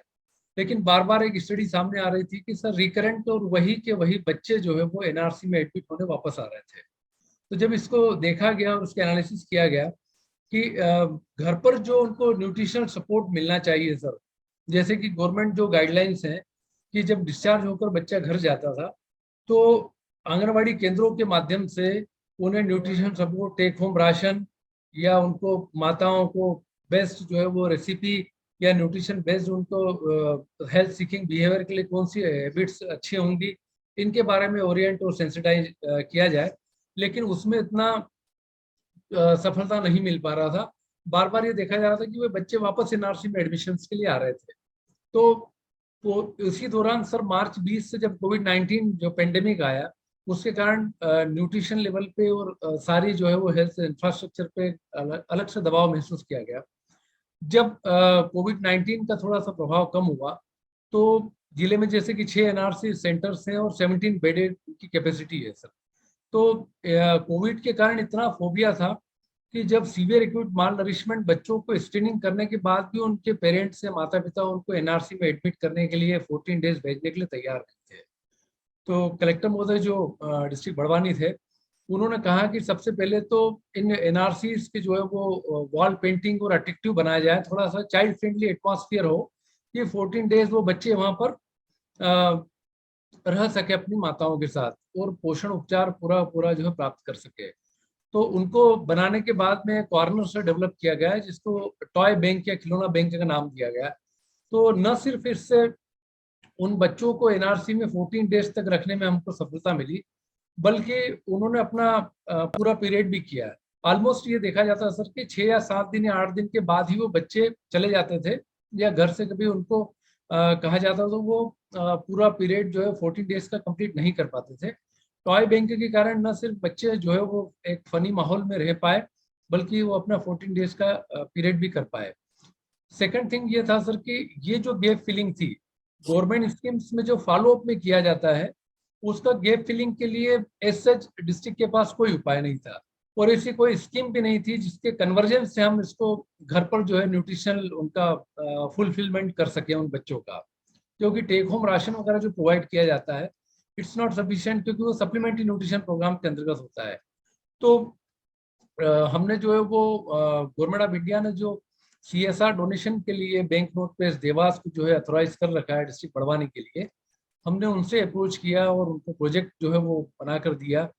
जब प्रोजेक्ट उनके पास गया तो और उन्होंने उसको अप्रूवल जो है वो किया, देन उन्होंने फंडिंग किया सर 1 करोड़ रुपीस के आसपास और इसको स्टार्ट भी किया। उन सबकी मिशन बाल शक्ति की शुरुआत भी जो है वो की गई थी, उन ऑफिशियल्स भी शामिल हुए थे वो प्रत्यक्ष रूप से। हर 3 महीने में उनके द्वारा मॉनिटरिंग भी किया गया। उनकी रियल टाइम मॉनिटरिंग के लिए सर जो है वो लिंक वगैरह भी बनाई गई थी। सेकंड इशू ये आ रहा था कि मिशन मॉनिटरिंग के लिए उनके एक मेंबर्स भी शामिल होना था, तो बैंक नोट पे देवास से उनके जो है वो मेंबर भी शामिल हुए। सेकंड था कि जब भी यदि कोई माल नरिशमेंट को यदि ट्रेक आउट करना है या जल्दी से इवोल्यूशन करना है, तो we need some period like 6 month और 1 ईयर। लेकिन उनकी ये कंडीशंस थी कि हर 3 महीने में वो इसको चेक करेंगे कि मिशन बाल शक्ति को आप रोल आउट सक्सेसफुली कैसे कर रहे हैं, उन बच्चों में क्या बदलाव आ रहा है, उनके पेरेंट्स से भी मिलना चाहेंगे। तो बैंक नोट पे देवास के ऑफिशियल द्वारा जो है वो बड़वानी डिस्ट्रिक्ट की विजिट भी की गई और उनके द्वारा देखा गया। अनदर चैलेंज ये था कि सर जैसा कि हम जानते हैं कि जिन बच्चों के लिए जो रुचिकर है वो न्यूट्रिशियस वैल्यू उनमें नहीं होती है, जैसे फास्ट फूड, और जो न्यूट्रिशन के लिए बेहतर होता है उनमें टेस्ट नहीं होता है। तो इस पर रेसिपी के लिए जो है वो एक बड़ा चैलेंज था। तो जो सूटेबल यहाँ पर हो सका वो ड्राई फ्रूट से निर्मित लड्डू और में घी और उसका मिक्स किया गया, जिसको अप्रिशिएट किया गया उनकी माताओं के द्वारा भी। और क्योंकि वो रेडी टू ईट था, बच्चा कभी भी बॉक्स को खोल के और खा सकता था, माँ भी इजीली विदाउट एनी एफर्ट्स उनको दे सकती थी। ये मिशन बाल शक्ति के रूप में सर रोल आउट किया गया। जब ये मिशन बाल शक्ति का फर्स्ट फेज जब कंप्लीट हुआ सर, तो मॉनिटरिंग के लिए उनको बैंक नोट पे देवास भी गूगल लिंक के माध्यम से रियल टाइम कभी भी देख सकते थे कि कितने बॉक्स का डिस्ट्रीब्यूशन हुआ है, जो बॉक्सेस ले गए हैं उनके वजन में क्या चेंजेस आया है। इसके लिए सर ramtechno.co.in डिस्ट्रिक्ट एडमिनिस्ट्रेशन ने अपने ई-गवर्नेंस के साथ में सहयोग से इसको बनाया था। और जैसे कि गवर्नमेंट नॉर्म्स को भी फॉलो अप किया गया कि 200 पर डे जो है वो उनको सप्लीमेंट्री न्यूट्रिशन मिलना चाहिए बच्चों को। तो 15 डेज के फॉलो अप के लिए सर 3 किलोग्राम को उनको एक साथ दिया जाता था। तो पर डे उनको रेडी टू ईट के रूप में माता अपने बच्चों को दे सकती थी। और इसमें सबसे पहले जो है स्क्रीनिंग के बाद, जैसे कि रूटीन में आंगनबाड़ी सेंटर्स के माध्यम से किया जाता है, बच्चों का वजन और हाइट लेने के बाद में स्क्रीनिंग की गई। देन बच्चों को जो है वो एनआरसी सेंटर्स में रिफर किया गया। जब सोशल मीडिया और प्रिंट मीडिया के माध्यम से ये बात गई कि यदि 15 या 14 डेज तक एनआरसी में बच्चा कंप्लीट करता है अपनी माता के साथ, तो अगला जो फॉलो 15 डेज के बाद फिर उसको करना है, तो वापस आगामी 15 दिन के लिए 200 ग्राम पर डे के हिसाब से उनको ड्राई फ्रूट के लड्डू मिलेंगे। तो इससे जो ड्रास्टिक चेंज आया सर कि पहले एनआरसी सेंटर से टेलीफोनिक कन्वर्सेशन के माध्यम से उन बच्चों का फीडबैक लिया जाता था, माताओं से लिया जाता था कि उनका स्वास्थ्य कैसा है, उनके वजन में क्या फर्क लगता है, और आंगनबाड़ी कार्यकर्ता के माध्यम से उसका फिजिकल वेरिफिकेशन करवाया जाता था। क्योंकि मिशन बाल शक्ति के कारण वो बच्चे एनआरसी में वापस आने लगे, तो एक प्रॉपर आइडेंटिफिकेशन और प्रॉपर मॉनिटरिंग भी स्टार्ट हो गई। उन पैरामीटर्स को भी हेल्थ की गाइडलाइन के हिसाब से चेक किया जाना संभव हो सका। और इसका इम्पैक्ट जो आया सर कि हमने जो है वो जो 70 बेडेड एनआरसी सेंटर्स थे जो कोविड के कारण बिल्कुल खाली रहते थे, वो 100% बेड ऑक्यूपेंसी का इस्तेमाल, ये रिफ्लेक्शन आया है। ये सिर्फ डिस्ट्रिक्ट एडमिनिस्ट्रेशन के आंकड़े नहीं है सर, एनआरसी एमआईएस जो गवर्नमेंट ऑफ एमपी का जो पोर्टल है वो बताता है कि Barwani district is highest in bed occupancy since 1 year, more than 100%। तो न सिर्फ गवर्नमेंट इंस्टीट्यूशंस का हमने जो है वो उपयोग सुनिश्चित किया है, बल्कि उन बच्चों के तीनों फॉलोअप के बाद में जो ड्राई फ्रूट लड्डू देना चाहिए, जब उनकी माताएं भी साथ में आती थी तो बच्चों के पोषण के लिए और स्वास्थ्य के लिए किन गुड और बेस्ट प्रैक्टिसेस उनकी इनरिच होना चाहिए या उनको बताया जाना चाहिए, उससे भी वो ओरिएंट और सेंसिटाइज हो सके। तभी सर नेक्स्ट जो है वो फेज, जब इसमें जो चेंज आया तो नेक्स्ट फेज में भी सर बैंक नोट पे देवास से 1.6 करोड़ रुपीस की जो है वो असिस्टेंस के लिए मिशन बाल शक्ति 2.0 का भी अप्रूवल दिया है। सेकंड थिंग और एड्रेस की गई सर मिशन बाल शक्ति से कि न सिर्फ माल नरिशमेंट को टैकल किया है इसमें बच्चों के, बल्कि ये लड्डू बनाने का काम जो है वो सेल्फ हेल्प ग्रुप की ऐसी महिलाओं को आजीविका मिशन की दिया गया जो अपना बहुत छोटा सा कोई बिजनेस किया करती थी सर, और अपना लाइवलीहुड के लिए जो एक होके एसएचजी फॉर्मेशन किया था। तो दो चीजों को टेकल आउट किया, माल नरिशमेंट ऑफ द चिल्ड्रन और second economic empowerment of the SHG through women, दोनों को एड्रेस किया इस मिशन बाल शक्ति के माध्यम से। जो फिगर्स मिशन बाल शक्ति के बाद में जिन बच्चों को दिया गया सर स्लाइड के माध्यम से देख सकते हैं। और सबसे बड़ी बात, मिशन बाल शक्ति को रोल आउट करने के बाद कोइंसिडेंटली एनएफएचएस 5 ने अपना डेटा रिलीज किया सर। डेटा रिलीज करने के बाद आप देख सकते हैं सर कि एनएफएचएस 4 में जो है वो 52% जो है स्टंटिंग चिल्ड्रन जो है वो बड़वानी डिस्ट्रिक्ट में थे, जिसमें जो है वो 6.2% का जो है प्रोग्रेस हुआ है। एनएफएचएस 5 जो कि 2021 में ही जारी हुआ है सर, और उन्होंने 45.58% के आसपास जो है स्टंटिंग को बताया ठिकनापन को। These are the different formats of malnourishment. और दुबलापन जो है वो वेस्टिंग को सर 28% जो है वो एनएफएचएस 4 में था, जो 9.4% जो है वो वेस्टिंग को इम्प्रूव किया है।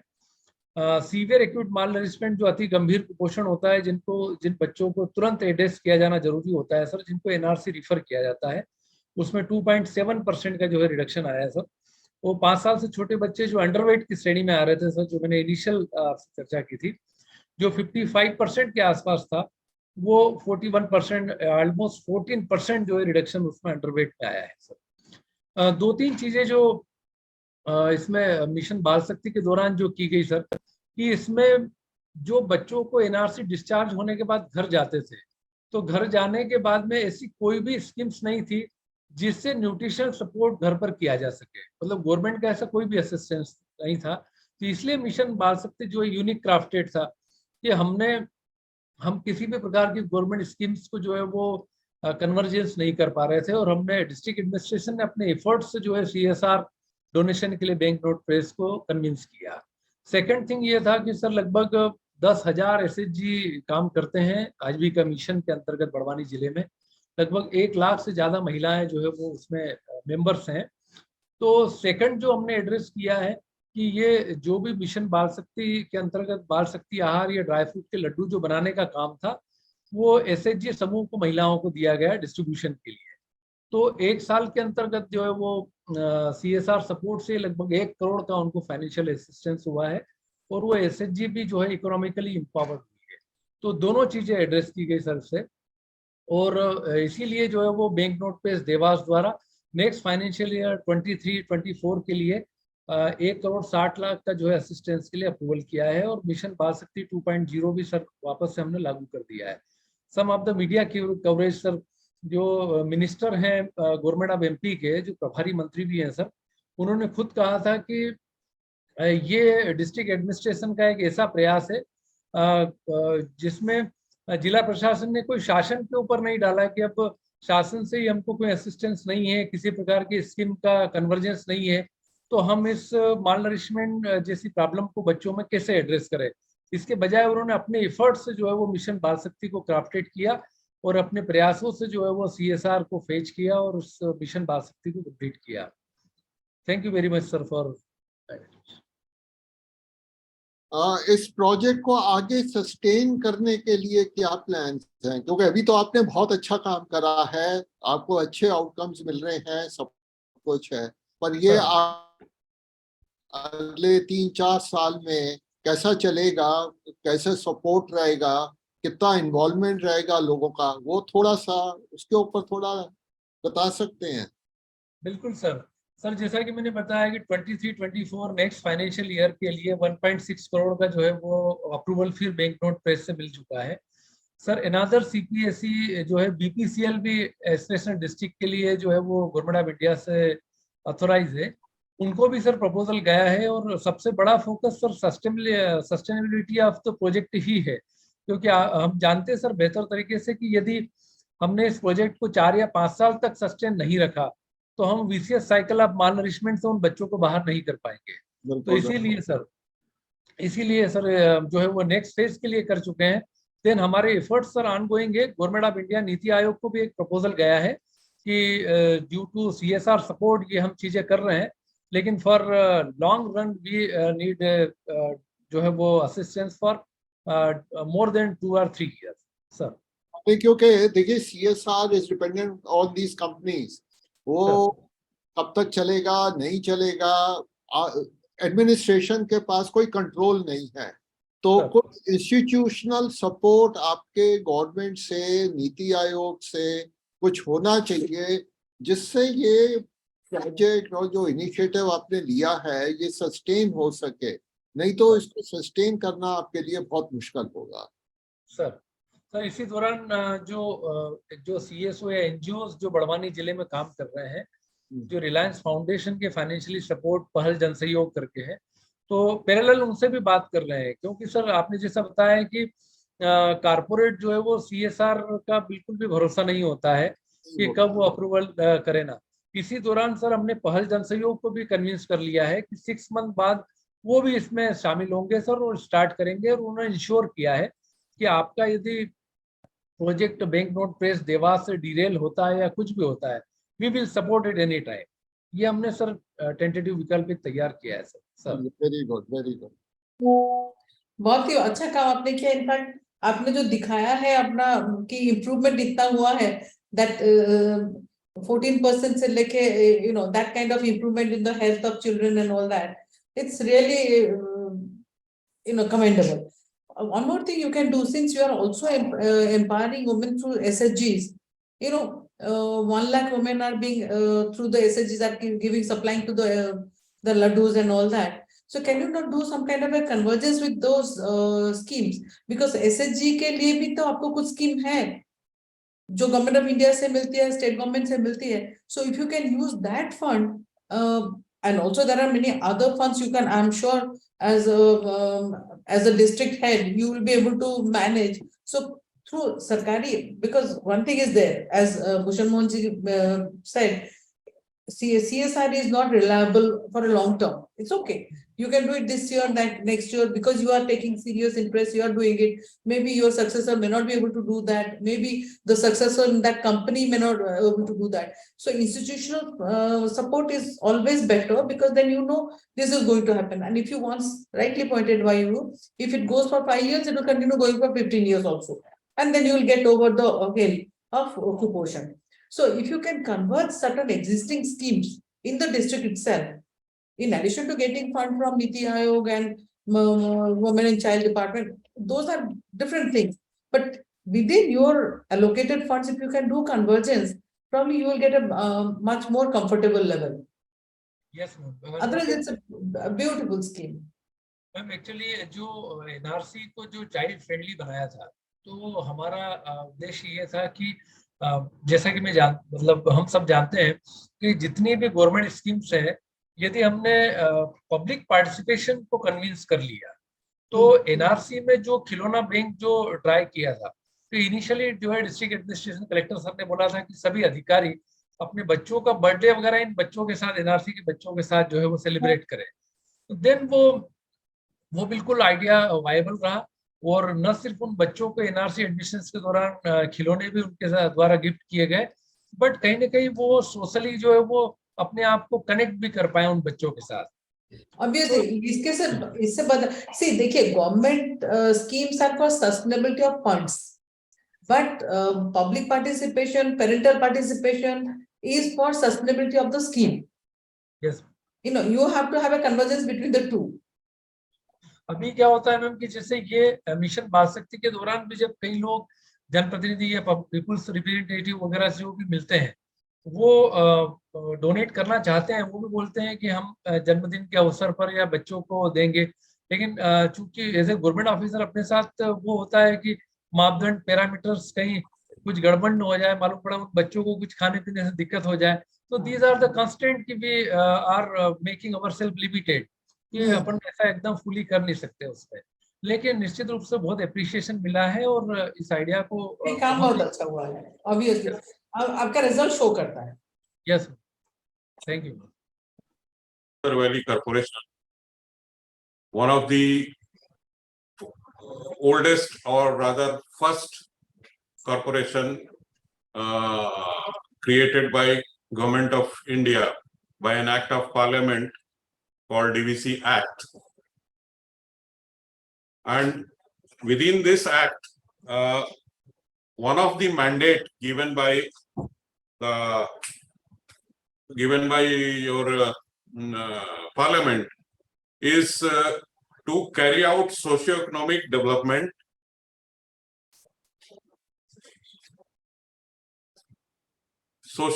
promotion of public health and agriculture, industrial, economic and general well-being in the Damodar Valley and its area of operation.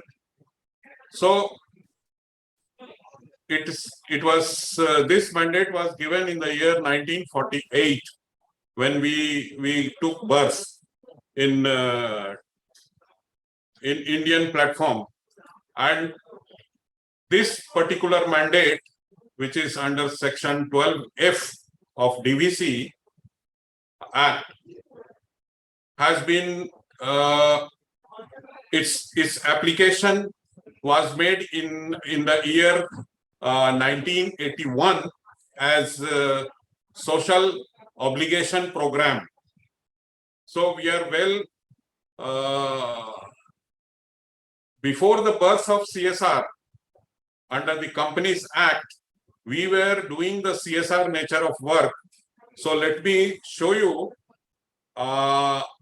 the evolution process. Before that, I would like to share with the jury that we, as per our strategy, we work in the villages within 10 kilometers of the radius and also beyond 10 kilometers, but within the area of command area of Jharkhand and West Bengal.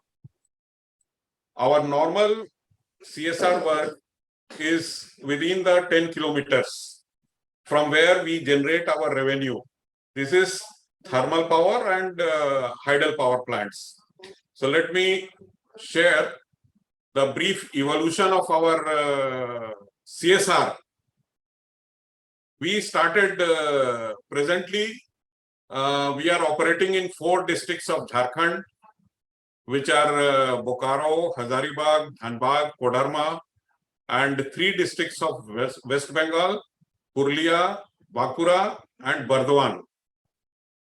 You may see from the slide that we started CSR nature of work well in 1948 with the establishment of DVC by creating water harvesting structures, afforestation, development of demonstrable farmhouse, fisheries, health, etc., etc. Then we went on working on these areas of our locality in the state of Jharkhand and West Bengal, then it was felt by DVC management that we should have a more concerted effort of the CSR works. So a term was coined which was known as social obligation program, and it was started in our 3 projects, Maithan, Chandrapura and Bokaro Thermal. It was launched with 25 villages, and gradually it was felt when new projects were added to DVC, like Durgapur Thermal Power, then Panchet Hydel, Tilaiya Hydel, Konar Dam, 90 villages were added up, and it was again felt that some specialized work has to be carried out, and for that we recoined our CSR, the name as Social Integration Program. But later, with the onset of CS, Corporate Social Responsibilities, under the Companies Act in 2013, our work were not recognized as rural development work being carried out in the area, because everybody were doing social corporate social responsibility. So we again recoined our name from Social Integration Program to Corporate Social Responsibility. But we have the next, and accordingly we set our objectives, which is quality of life. It is uplifting the socioeconomic condition of the communities residing within 10 kilometers radius of DVC projects. Then ensuring people's participation through self-help groups and VDSE. VDSE is actually a institution which is take all the stakeholders together, and these stakeholders are our PRIs, then your local MP and MLA representatives, district administration, and government is represented by district administration. So this institution is helpful in obtaining the participation right from identification of projects to implementation and its monitoring. Then we have got some aspects of convergence, because there are gaps we identify in the area, whether it is a socio-economic development or infrastructural development. So here the convergence, we mean basically supplementing, not substituting the developmental program of Government of India or state government. And of course, transparency and continued development is one of our major objectives, because we are doing business in the area by creating a lot of change in the environment, because ours are mostly thermal power stations. So we create a lot of nuisance to the local people. So we have to carry out our business with transparent way, and we have also chosen the path of continued development. If I'm more correct. Next. So what are the areas, or what are the areas where we take up the work? These are for socio-economic development, educational, promotion of education is there, health and sanitation aspects are there, then skill development or income generation is one of the component, agriculture and non-farm activities like mushroom cultivation or extension of agriculture. Then we also have, we keep our local youth together by means of having rural library, infrastructure for community centers. Then we promote sports and culture in our area, and also to some extent in the environmental sector, we do social forestry also.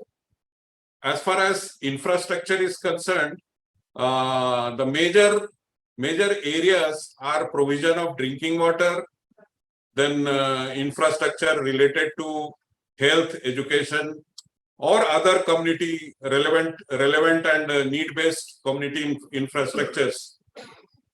Then your village connectivity. Village connectivity is very much required in our area, because most of our area is very remote, and this remoteness is making the people a very difficult life in a very as far as health facilities are concerned, or their economic, simply vending the vegetables they are growing. The roads are very important. So keeping that into mind, we try to improve the road condition, connectivity. We try to make it. Then water harvesting. Water in our area is becoming much difficult and very rare asset or rare resource. So this we are making awareness with the people for water harvesting structures, and of course some irrigation, also the micro lift irrigation, etc. We are considering, and we are doing it. So you can see in this slide that various components of our activities, because our is not a project mode activity. We take up the CSR in a continued process on all these aspects: the agriculture, then the education, then infrastructure, fisheries, vocational training or for self-employment, sports, culture, then your primary health, income generation, etc. These all activities are clubbed together, and it is concerted to a population where we stay together. And let me share you one of the principle that how the project is getting approved. See, we have got at our community level, or project level, we can rather more appropriate. Project level, we have got the Village Development Advisory Committee, constituting members as DVC CSR officer, then district administration, Panchayati Raj institution, local MP, MLAs, lady representatives from SC, ST and OBC community. Then they identify the need, that what is required to be done through DVC's CSR in their area. So they decide, and they advise to the project, which is headed by project head, who has got no authority to approve all these works. They are the recommending authority. After discussion with the VDAC, Village Development Advisory Committee, they forward this with their recommendation to an apex committee, which is at corporate level, who approves the works to be taken up during a particular financial year.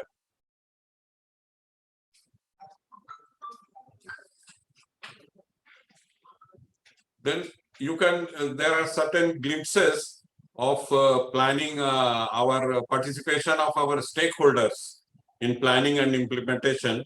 You may find that VDAC meeting at some of the project. Maithan is there. Then DSTPS, Durgapur Steel Thermal Power Station.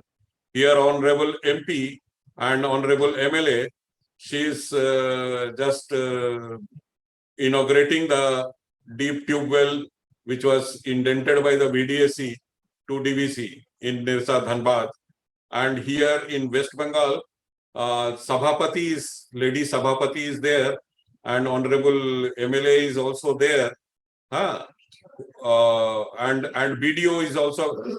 We normally take all the stakeholders together at the time of inception, at the time of implementation, and so on, so forth. So things are very transparent to all the beneficiary or clientele group and also to the broader community. Sorry to interrupt, sir. Keeping the time limit in mind, request you to kindly conclude in next 2 minutes, sir. Okay. Sorry for, yes. See, we have recently taken one decision that all the students who are students from the community who are residing in 10 kilometers will get free education from DVC schools, DVC run schools. So we have got altogether 15 numbers of school, and one remarkable happening had happened that 2 girls were they stood. One girl stood first in intermediate of commerce in the state of Jharkhand, and another girl, Nikki. Both the name of both the girl is Nikki. She is Nikki, and she is from a very remote Tilaiya Dam, and she stood 7th in arts, and this is one of the good work we believe, and we believe that we are doing for the betterment of the students. Acha, yes, some quantifiable achievements are there. In under health program, we are running the medical mobile units. The villages are clustered into, there are 52 clusters we are operating in, and due to COVID, there was very difficult situation in 21 to operate unless and until the protocol was really relaxed. But MMU, we treated 33,275 patients. Then we also conducted cataract surgery operation for the poor villagers. And 17, you can see 1,700 and more villagers, they got operated free of cost. Blood donation camps are normal feature. Then we believe in preventive health. So for that, health awareness camps on vector-borne diseases, etc., we have done at least 239, and then sometime district administration also requested for some medical support. In Media, we have provided oxygen concentrator 25 numbers to district administration of Bakura. Then life support ambulance in Kodarma district. Likewise, for we also do some emphasis. We give emphasis on women, and we are providing regular skill development training to the women. And in last 2 years, data has already been furnished to the SKOCH. 1,775 women were the beneficiaries, and we also run ITI training, 258 ITI in 3 trades. We are, and these all are free of cost. We do not charge any single pie from them. Then fisheries are there. Then recently, with the onset of International Year of Millet, we have also jumped into millet Of course, in our area, millet was already there in the practice, but it was diminishing. Now we are reviving it, and we are doing the training to the farmers for its nutritional value, its economic value, and for education. There are 8,000 students. They are receiving education, formal education, free of cost in schools. We have also provided in 6 schools in last 2 years water purifiers. Community infrastructures we have created. Earlier, there was huge threat in the villages because roads were there, but later on we realized, and with the improvement on the technology and accessibility towards the technology, we have started installing the solar street light along the roadsides, then high mast light in public places. The achievements appear to be very smaller, but it will increase because there is huge requirement to be requirement that has been given by. Also, we have supported district administration of Kodarma and Bokaro for making model Anganwadi, the existing one, making it into 55 such numbers. We have given the fund. And we have to be fair to all the presenters. I think the representation have already exceeded 20 minutes instead of 12 minutes. I would request you to please conclude your presentation with the key points, not on what all you have been doing over the last 5-8 years, but what is very specific. It's becoming very, very generic. Sir, the challenges we are facing, that is remoteness of the area is big challenge. Then people are not ready to change. This is that is a very standard thing. People will never change. Yeah, that's a very standard thing. No, people will not change. I do not change. When I start with myself, I find I cannot change, then how can I expect others to change? That is there. That is true. That is true. But this challenge cannot be ignored, and we are taking care of that by demonstrating the acts what we are doing with them. Next is recently we have started smart class also, and what we are doing is that we are going to disseminate the quality education to the schools. Then we are also planning for safe drinking water in phase-wise manner to 100% school in the area, and also toilets. These are the major things we are doing, and these are some of the excerpts of Agarbatti income generation and health aspects, then sports and culture, then this is Nukkad Natak going on for awareness building, then cataract patients, then artificial limbs, etc., etc. RO water is there. Then we are providing training to our ladies, girls, for your computer literacy, oxygen concentrator. These are the roads we have constructed, drinking water, and then the stadium.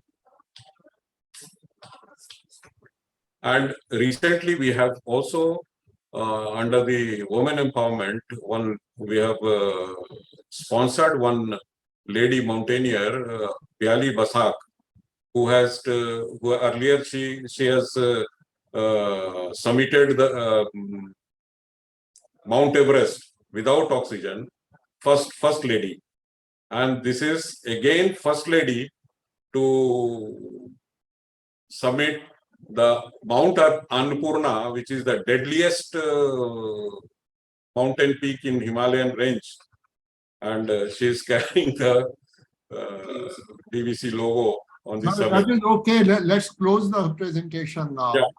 Thank you, sir. Thank you very much for all the excellent work which has been done in DVC. Thank you. Thank you. See, actually, the good part of this, you have done a lot of good work and you have been doing it continuously for last 40 years or more than that, 1980s, you know. So that sustainability itself is commendable. Yes, yes. Okay, thank you. Thank you, ma'am. The innovative initiative that was taken under the DAC, Gazing District, that is Education, Monitoring and Management Information System, to create an online platform connecting all schools in the region. So in today's digital age, the need for technology and education is more pressing than ever before. So the Education Management and Monitoring Information System aims to leverage the power of technology to improve the efficiency as well as effectiveness of the education system in the Gazing District. Now, system provides a comprehensive real-time view of the education landscape in the region, empowering educators, administrators, as well as policymakers with the data and tool necessary to make informed decisions, drive positive changes.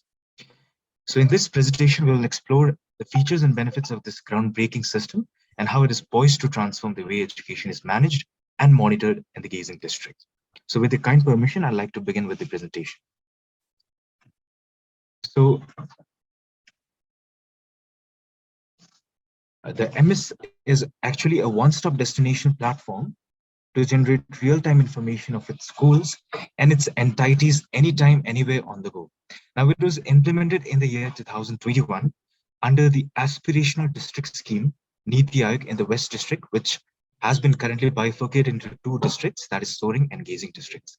Now, the application is present in both the formats to cater to the specific needs of all the stakeholders. We have both mobile application for students and teachers, as well as a web portal for all the administrators. Now, the sole purpose of this MS application was to assist the education department for managing and monitor the data oriented among school infrastructure, schools, employees, and student information to inculcate a holistic development of schools in the districts. Now, based on this, the application was developed keeping in mind the objective of different stakeholders. So I'd like to discuss some of the objective identified for different stakeholders, starting with district officials. So one of the primary objective for district official was to create a centralized framework for tracking real-time records of students and employees. Now, this was done with using the unique identification number in the MS application, which is automatically generated whenever a student or an employee is registered in the portal. So what happens is, whenever a student is registered in the portal, an automatic UIN number is generated based on which the entire academic curriculum of the student is tracked, from their enrollment into academic system to them getting out of the system. So their performance, accomplishment, their achievements, everything is being tracked through the system in case of students. Whereas for employees, each and every their service history, their promotions, their retirements, their details, everything is being tracked through this system, this UIN number as well. Now, the system also is about creating a transparent medium for generating service order for employees in the districts. Now, this comes with the service order for employees in terms of transfer, promotion, retirement, so that it's transparent and easily accessible for employees anytime, anywhere on the go. Now, the primary objective of this system for the district official was to create a data-based decision framework in terms of education sector in the state. Now, this was basically done to support the database decision, and for that, various data that is being captured in the system is being presented to the district officials in a graphical way. For example, you can see on the left-hand side, we have student enrollment figure of district, Gazing district for the academic session 2023-24. Likewise, on the right-hand side, we have employee being retired in the year 2026, which has been presented. So this way, the district officials are able to plan upfront about all the measures that can be taken up for the better decision in the district itself. So this was for the district officials. Likewise, one of the primary stakeholders of this application is the school users. And for school users, the primary focus has been made to create an academic leaders rather than managers as per the NEP 2020. So based on that, the primary problem among the school was that schools were liable to collect data multiple times a year, because of which somehow or the other way their education was hampered, their education curriculum was hampered. But with this application, the schools are provided with a single data entry point, wherein each and every data required by UDIs, required by MDM, Shala Siddhi, and numerous other platforms can be accessed, can be generated from this single platform itself. Alongside it, it is also about automating the day-to-day activities to streamline the administrative process, so that the education entities or the officials or the faculties can focus on their teaching rather than managing their schools. For example, attendance, notices, daily events, everything can be taken up through this mobile application as well as web portal in the system. We also have transfer certificate in the district, wherein students gets transferred through this system generated TC card, wherein students will be able to students are being tracked whether they are getting transferred to another districts or not. And there's also this feature where if a student gets transferred and he does not join another school within a time span of 40 days, he will be marked as dropout. So based on which the student dropout rates are also being assessed through this platform as well.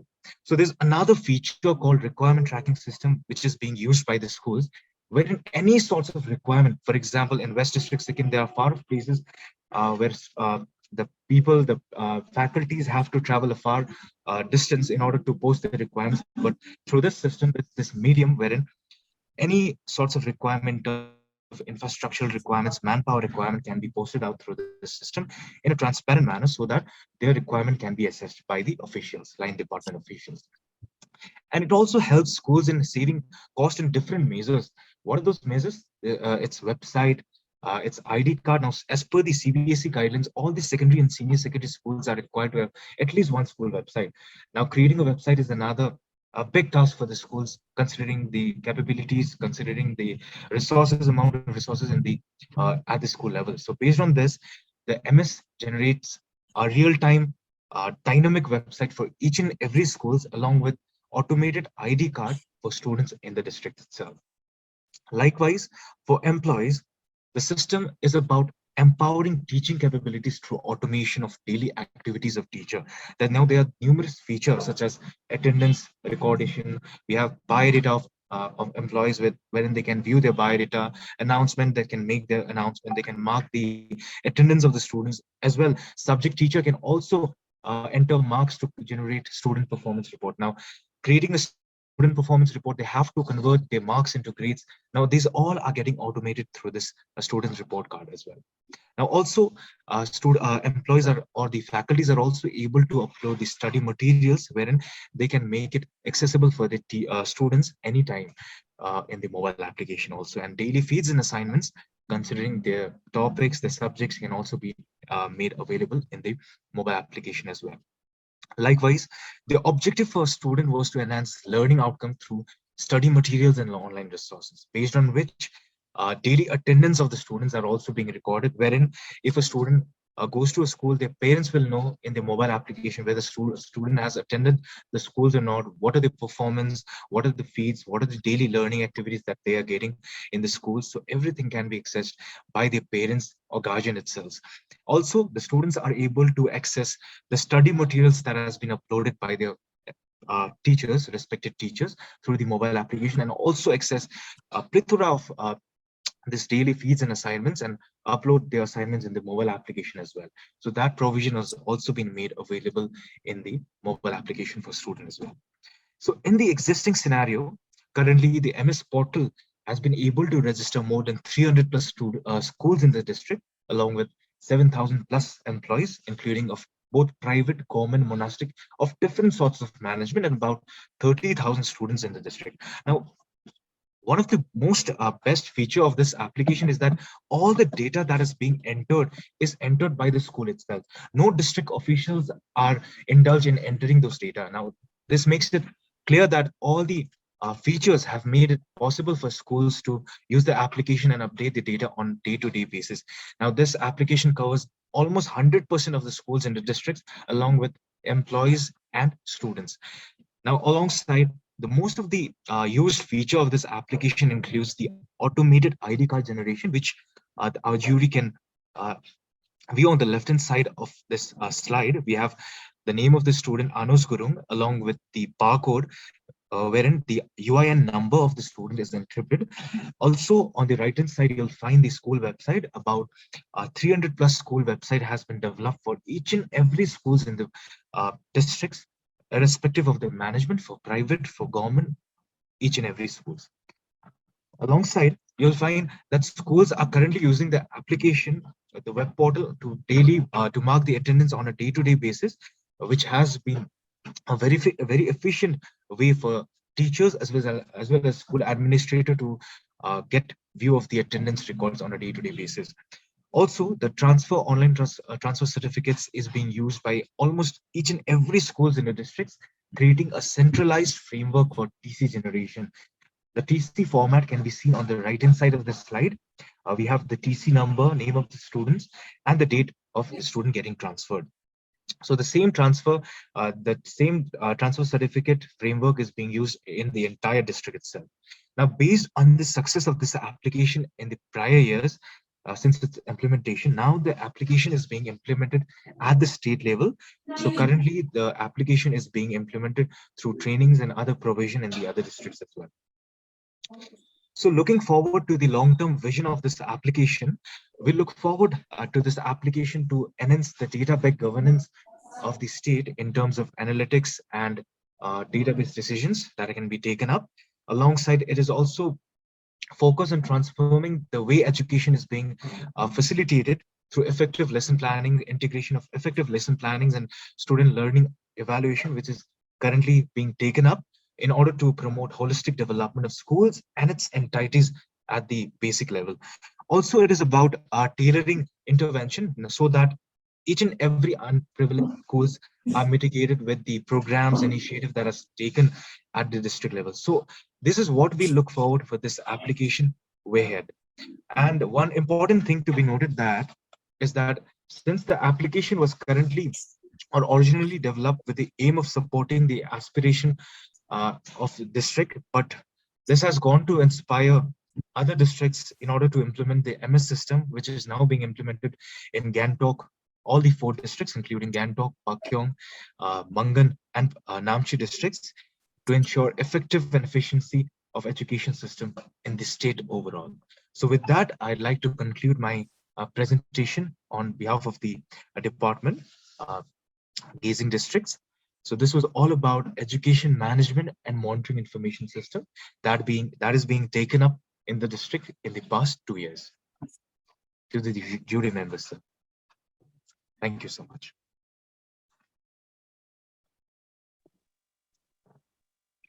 Okay, so it's an excellent system. It seems you did it in 2021, so during Corona time, right? Yes, ma'am. So it must have been very difficult for you to do. But what I wonder is Sikkim is not very known for reliable internet connectivity. And the way you have done it through mobile app and web-based system, everything depends on network connectivity. Absolutely. Did you face any problem with this requirement? Yes, ma'am. So actually, network was one of the major issue in terms of implementing this application. But in the mobile app, in terms of this network issue, there's offline mode for mobile application as well, wherein attendance, daily feeds of the students all work in the offline mode as well, ma'am. So they're connected with the server. So if there's any network issue, and when they reach, for example, if they take the attendance today, if there's no internet connectivity today, they can take the attendance tomorrow as well. So whenever they visit a place where they have a proper internet connection, the data automatically gets synced with the server so that it can be fetched by the respected stakeholders now. Okay. So that is what it has Good. been. Good. So now this is the second year running for your system. Absolutely, ma'am. Have you found any improvement in the education level of the children, like the result of the children? Has it improved in the last 1 year, 1.5 years of implementation? Yes, ma'am. The quality of education. In terms of quality of education, right, ma'am? So in terms of quality of education, in the sense the number of reduced number of dropouts or increased number of pass percentage or number of the scores in national level exams or admission into more colleges, those kind of things, the quality. Okay, ma'am. So currently, ma'am, based on the dropout rates of the students, ma'am, so since the application is transparent and it is viewed by each and every district officials, so it makes it very convenient for the district officials as well as the school responsible for the students to track the records of the student, because it has to be updated in the system. So based on that, dropout rates of the student has drastically improved in terms of assessing the data, alongside talking about the quality of education that the system has catered. No, for example, what was the dropout rate previous to 21 and what is the dropout rate today, say for example, in the state? So currently, ma'am, we currently are in the process of getting the dropout rate, ma'am. So existingly, It's the second year, so you must have done the you do have analytical module also. That's what you mentioned. So you must have done the analysis last year for after 1 year of completion. Yes, ma'am. So you can tell me that number also. I mean, it doesn't have to be up to date of this year, but even 2022 also, what was the dropout rate and what was the rate before? So actually, ma'am, it's in the ongoing phase of data entry, ma'am. So we cannot ascertain the exact figure as of now, ma'am, but we can provide the details of the this dropout rates to the jury members as we get the reports. Please do so, because that is what will tell the success of your project. Otherwise, it's basically it's a computer based system. Yes, ma'am. So efficiency or efficacy of the system will depend on the results. Yes, and since you do have a good analytical system to analyze the goings on in the school, I think those data will be very important. If you can send that data to the SKOCH, yes, it will actually justify your case much more easily. Sure, ma'am. Sure. Noted. Thank you. Very good initiative. Thank you so much. Madam, can I just come in for a bit? Sure. This is DM Gaging. So just wanted to apprise the jury. Of course, we will get back with the exact data by this evening, because we don't want to just give off the cuff data and mislead you, right? So by this afternoon, we can revert on that. In the meantime, just wanted to apprise you that this MS application was so well appreciated at the state level. Now it has been upgraded to the state level. We began it as an exercise under the Aspiration District program. Now it has been upscaled to the state level, and all the other districts are also being taken on board to be covered under this app. And secondly, one huge, I would say, revelation. Essentially, it was designed to onboard all the school activities and bring it as a one-stop solution, like my colleague just pointed out earlier in his presentation. It was mainly to, target the education sector and bring about improvements, and also to track the current performance and all that. But one major revelation that actually came about when this MS system was initiated is the fact that our fertility rate in Sikkim has been dwindling, and now we are going at minus 0.7, if I'm not mistaken. Yeah, something. It is definitely below 1. We are running in minus. So how it came about was the fact that when we, check the school students migrating from one school to another, so we realized that, the dropout rates were showing significantly. And earlier, I would say the notion of coming to the conclusion that the dropout rates was being calculated upon the, rather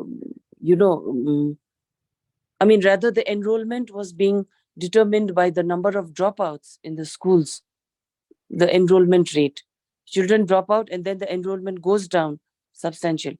So with this MS system, we found out that it wasn't actually the children dropping out, rather the number of children being reproduced itself was, alarmingly dropping down. So this My God. came as Yeah, a major shock. This is what, these are the side benefits, I should say, of a system. You are aiming at something and you are getting something extra. Exactly, ma'am. Yeah, that's very nice. And the state government took cognizance of this so seriously that immediately they declared the maternity leave for from 6 months to 1 year. It was enhanced to, encourage young working mothers to plan for the second baby, that sort of thing. And a host of incentives are also, introduced by the state health department. But the glaring picture was actually presented from this particular system. So this I wanted to add. So basically that is okay, that's but see that was not your main objective. That's a spin-off which came as the measurement system of your system which you had developed. Now, my concern on this is how this is a very excellent use which you have brought about, but towards the education system, what are your other measurements which will help you to improve the system as you go along? I think that is something which I found should be strengthened in your application, which you should monitor. It's too short a time right now. 2 years is too short a time. But over a period of 3 to 4 years, I think you should identify some key parameters which are purely educational related, which should be monitored. And then you should bring about those improvements in the education system, number one. And number two, also in this system that you have developed to monitor and aid all these things. I think in both the areas, these benefits should be incorporated and these improvements should be incorporated to make the system more sustainable. Because the only way to make the system sustainable is that it should keep on improving on itself over a period of time. Unless and until you are able to implement those things, the sustainability of the system will be a major issue. So for that, you have to have some very important metrics which should be measured on a periodic basis, and there should be reaction on that towards the improvement of the system, both the educational system and the system that you have developed. Absolutely, sir. And it is only sessions such as these that leverages, all the effort, and we kind of get feedback, and there is only scope to grow. Right. So that is the long-term vision also, to have a sustainably working, robust system for education. Thank you for a very patient hearing. Thank you. I'd like to add to the let's go to the next presentation. I think we are running really behind schedule right now. Objective was to strengthening of Anganwadi services after the COVID-19 period, because for almost 2 years, the ICDS services were closed for the beneficiaries. Beneficiary includes children of age up to 6 years and lactating and practicals. And to make Anganwadi centers as a model Anganwadi center, making it child friendly and attractive so that so that children can come and learn there, and to create awareness about nutrition and by increasing the consumption of leafy vegetables among the community. So with the 3 objectives, we started this Sajag Anganwadi Abhiyan. So how we did it? As of now, what was happening? A lady supervisor, who supervises Anganwadi workers functioning, visit 4 or 5 centers in a day, but we restricted her visit to only a center in a day, so that she can sit with the Anganwadi worker and see how Anganwadi is functioning, see the records, how records are maintained, and see the handling of children by the Anganwadi workers. And she can also take feedback from the beneficiaries, nearby living parents of the children coming to the Anganwadi. Then we encourage the society for donating the resources like toys, furniture, TV, fan, water camper, and basic amenities to the Anganwadi center to develop them as a model Anganwadi center. And thirdly, we with the help of Panchayati Raj funds, we prepared Anganwadi center with the oil painting, with the using building as a learning and Pala activities to attract the children so that their attendance can increase and they can be benefited by early childhood learning. So we established 1261 Nutri Gardens in the Anganwadi centers, and 3,600 Nutri Gardens at the homes of Anganwadi workers and Asha and Sayogini. Because if we our Anganwadi workers don't have Nutri Gardens at their home, they cannot tell other people to follow them. So charity begins at home. So they started at their homes so that they can showcase to the beneficiaries, lactating and pregnant women. And then beneficiaries, around 30,000 Nutri Gardens were established at the homes of beneficiaries. With the encouragement of the society, we got established toy banks at 1,308 Anganwadi centers. So people donated toys at 40 Anganwadi centers. People donated smart TVs where students can learn poems, rhymes like in English medium play school, and 1,715 Bhamashas were honored for their cooperation for providing support to the Anganwadi centers. So this is how Panchayati Raj funds were utilized to develop Anganwadi centers as a model Anganwadi centers. We spent 10 crores to develop 504 centers. So we developed these centers as a model Anganwadi centers. And in urban area where there is no government place for Anganwadi centers, all were rented accommodation. So with the help of Bhamashas, we are developing 124 centers, out of which 42 centers have been developed as a model Anganwadi centers. And Bhamasha donors donated carpet, table, chairs, office tables, sports materials in the 780 Anganwadi centers. So we can just a sample photo how it is being used.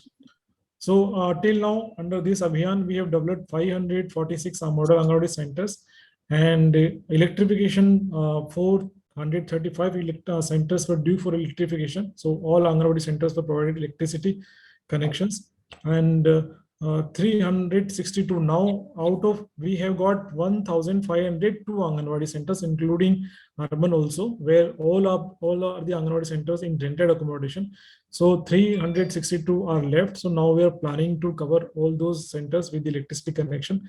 Now with this initiative, the enrollment of children went up to 50,972. More 50,000 children enrolled after the initiative, and lactating pregnant women were more in numbers by 7,534. So we just did a survey about happiness index. So we did a survey in 559 Anganwadis. So survey was done with the help of Anganwadi workers, and in survey one Anganwadi worker was involved and one parent of the children coming to the Anganwadi was involved. So all those were satisfied with these were the questions which were to be answered in yes or no. All were satisfied by the Abhiyan and by the activities done over there. So these are the few pics how these Anganwadis centers have been developed as a modern Anganwadi center, and these are the activities how these building and walls are being used as a learning aids. So this is how smart TVs are being used to educate the children about good habits and early childhood learning. These are the sample pics to honor donors, Bhamashas. These are some of the few pics Nutri Gardens developed at the residence of Anganwadi centers and the beneficiaries. And these are the media coverage. These are those sample pics how their children are enjoying learning in the Anganwadi centers. So this Abhiyan has attracted a lot of parents, and students are being benefited. They are getting those facilities, amenities which are being provided at the private play schools. Now what lies ahead? So we are just covering more this year, 1,000 more Anganwadis with the help of Panchayati Raj department and with the help of donors, Bhamashas. Thank you, sir. Thank you, ma'am. I am ready to answer any question if there is. You are taking good initiative. The point is, have you felt the impact of the initiative? Like, for example, the children, the Anganwadi, Now there are so many Nutri gardens are developed in their homes, the Anganwadis and the workers' home. So is the health improving? Are their nutrition status getting better? Ma'am, today in the forenoon, I presented a presentation regarding Pukar, where anemia level of the children is being regularly checked, and we are seeing surge in non-anemic people. So society at large is being benefited by the awareness created with model Anganwadi and these leafy vegetables. So definitely, ma'am, it is being observed, and whatever number is coming. Okay. So because of the Pukar and this got together having the similar result, like one complementing the other, right? Yes, ma'am. So that means your impact is already have shown in Pukar. Yes, we have examined those. So you have achieved your result. All right. So you have achieved your result. That is good. Thank you. Thank you, ma'am. I would have just liked if some of the outcomes which you have achieved are also presented along with your presentation, because that makes it, outcomes in an objective way, not subjective way. Sir, I have pinned my PPT made that 50,000 more children have joined the Anganwadis after the initiative. So because Anganwadi we provide 6 types of services, sir, and there is no outcome apart from attendance. So if Anganwadis have become attractive, so I have mentioned in these slides, sir, in comparison to last year, 50,000 more children have joined the Anganwadis because of these infrastructure and facilities, and 7,534 more women have, which were already not taking ration from Anganwadis. So this is the comparison between last year and this year's data. Okay, good. Thank you, sir. Okay. Now yours was project number. I think I missed it in between. 13. That's right. Are contributing to their walls as a home, and there is no drinking water facility, and almost all families are involved in some kind of business like rag picking. And so, am I audible, sir? Yes. Yeah. So this is just a sample picture, sir. This is our Ganganagar road which connects Bikani to Ganganagar. This was how. No, but the screen is the old one. Okay.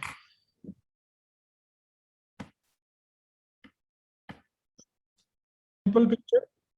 This is our road connecting Bikani to Ganganagar. This is how these slums were along the road and without basic amenities, how their huts are made, we can see. And this is this scenario in almost all of the city. If we enter into the city, this is along the road. Inside the city, there were also so many dwellings like this. So we have tried in our city to rehabilitate them and to systematically plan their development.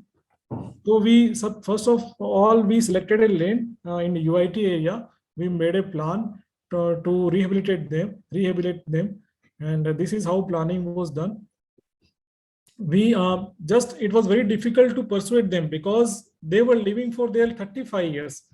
So there were almost 400 families along the road and 400 other families which were living inside developed colonies in the city. So first of all, we developed facilities there, toilet facilities, drinking water facilities, land was leveled, so to win their confidence. And we did discussion with them for almost 4 months to persuade them to shift, because the land was not in the city, and they were moving far from the city, around 10 to 12 kilometers, but in the peripheral area of the city, UIT area, because it was far from their employment area, they were thinking that they will get less employment. And along the road, there were so many philanthropists who used to feed them, who used to give them clothes, all that. So those people were getting easily basic necessity fulfilled there. So we developed basic facilities there. So this is a development phase. And after 4 months of persuasion and this development work, without any using of force, we didn't use any force, any police force, 400 family themselves shifted to a new place. This is the peak of last year, 15th August. We started shifting on 15th August. So now what happens, they shifted after, and then it comes real development of the families. Now there were almost 250 children, ma'am, who were out of school and they never went to the school. So I and my officer met with the community, did dialogue with them, encouraged them to send their children to school. We arranged 2 school buses from the donors, Bhamashas, to send them to school. So these 2 peaks, one is the dialogue with the community and other sending those children to the government schools. We arranged buses for them. So almost 100 students this year itself got admitted to the schools, and now we are encouraging other families also to get their children enrolled in this school. So, ma'am, till now we have settled, we have surveyed 800 families and we have plotted 800 plots in Chakgarbi area. 100 children have joined this school. We are giving them transport facility. Now we are, and several donors, Bhamashas, have given them dresses, shoes, bags, woolen clothes in that area. Now, ma'am, community, I would like to highlight the communities which were living there. Bhat, Sasi, Kanjar, Nut are all those communities who are deprived of the development and downtrodden community. Ma'am, nobody cares about them. And they were living in such an area where there was no water, no electricity, no road light, ma'am. They were living all in unhygienic manner in a unhygienic area, ma'am. So now my Bikaner city, because apart from the Bikaner city, there is no slum in the whole district.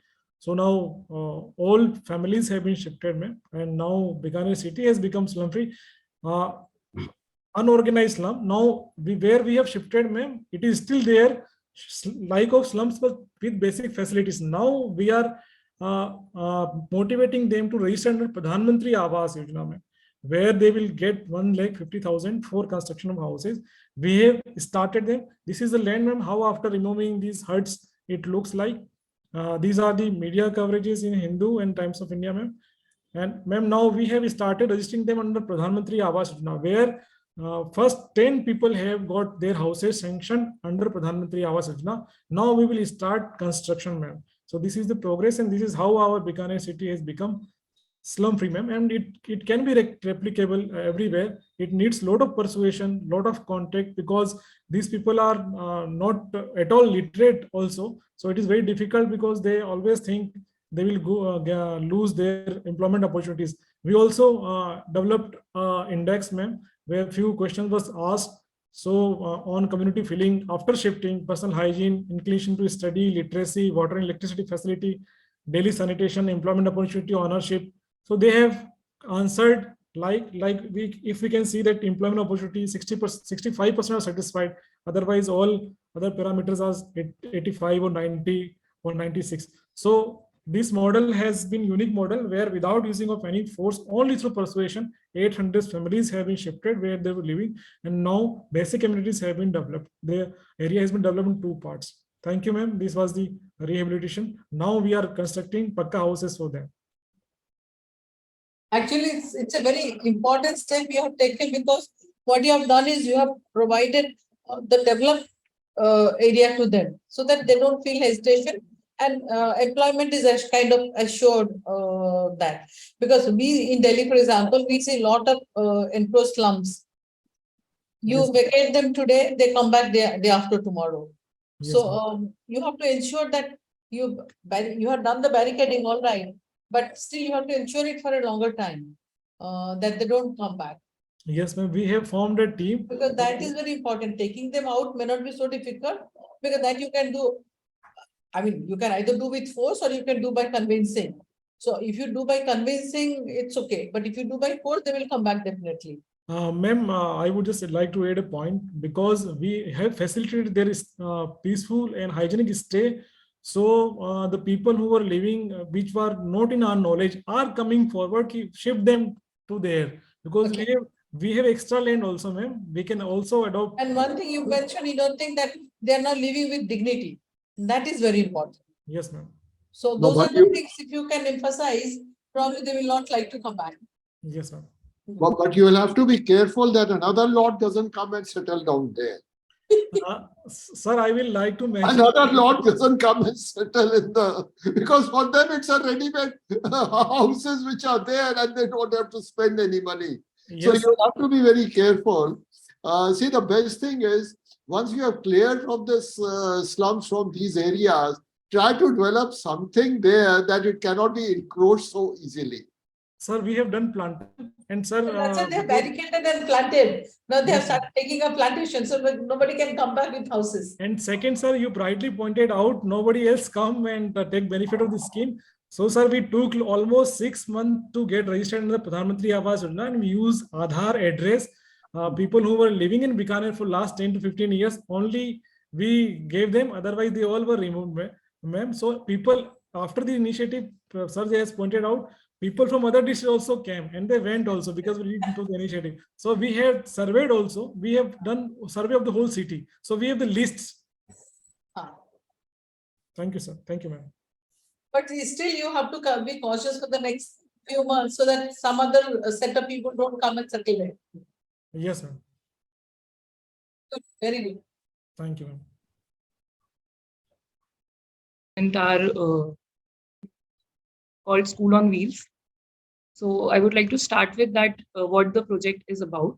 So basically, we've started this project looking at the current situation in our district about out-of-school children.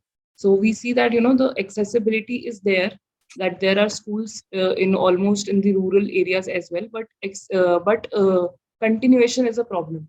And children are enrolled in schools, but they are not attending the schools. So we identified this problem and started with this unique initiative called School on Wheels, where if children can't reach the schools, we thought that why not school will reach the children. So the program is about this. And as I said, that why we started this project is because it was identified that there are so many children who are still not going to school. So there are two things. One is that they are not enrolled in school and they're not attending it. And the second thing is that they are not enrolled at all. So there is this two bunch of children that existed and mostly they are residing in the slum areas. So the district administration, along with the district child protection office, identified some children that are not in schools, and we initiated this project to bridge this gap between out of school children and the formal education. So how we started with this project is, as I mentioned, that first we identified that how many children are not in school, and then how can we bring them closer to the regular schooling. So we came up with the idea of taking a bus that will go to the slum areas, enroll these children on board these children from the slums to the buses, and they'll spend some 3 to 4 to 5 hours in this bus. And the objective was not only to enroll them in the formal education system, but also to bring them closer to the education system, as in that they do not feel alienated with the whole system. So we also introduced some interactive methods of teaching, child-centric teaching, through some audiovisual materials in the bus, through storytelling and things like that. And along with that, so initially children used to spend only time in the bus, but as we proceeded further, the children were also taken to the nearby primary school, so that they are, they also know that what is happening inside a school, and they spend some half an hour, 1 hour in the school along with the students who are already studying there. So when they visited those schools, they were also given midday meals in the nearby schools. And along with that, there were also some exposure visits to, say, park or to some farms and things like that. So these are some glimpses from the field, that when children are visiting the schools, they're also looking at these smart classes that are installed in the schools. They are taken to the for the exposure in public parks, and they are taught through different teaching learning materials.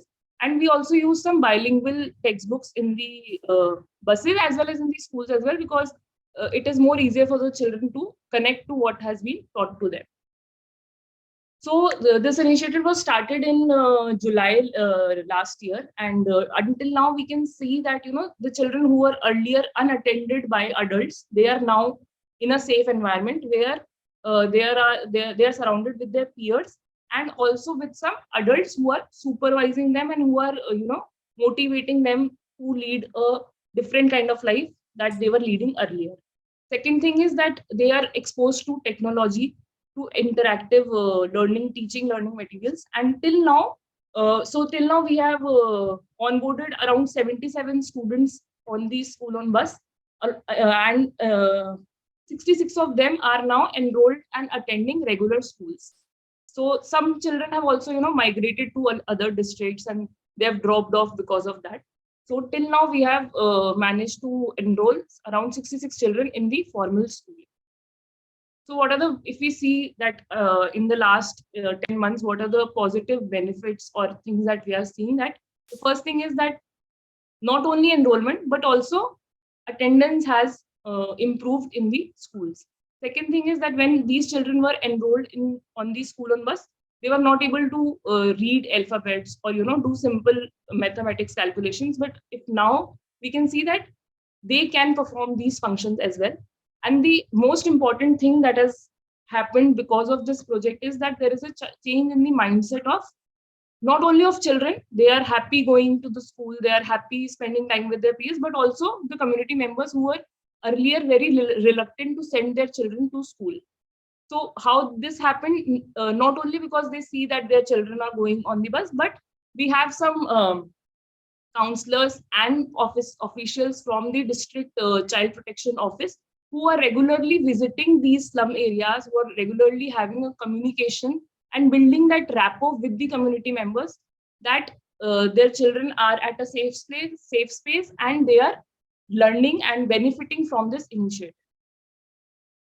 And if I talk about that, what are our plans in the future about this initiative is that currently it is run in 2 blocks of Sangrur, and we are planning to initiate it in other blocks as well. And we are also planning to get on board some technical things on these buses, like we have smart classes in the schools but not on the bus.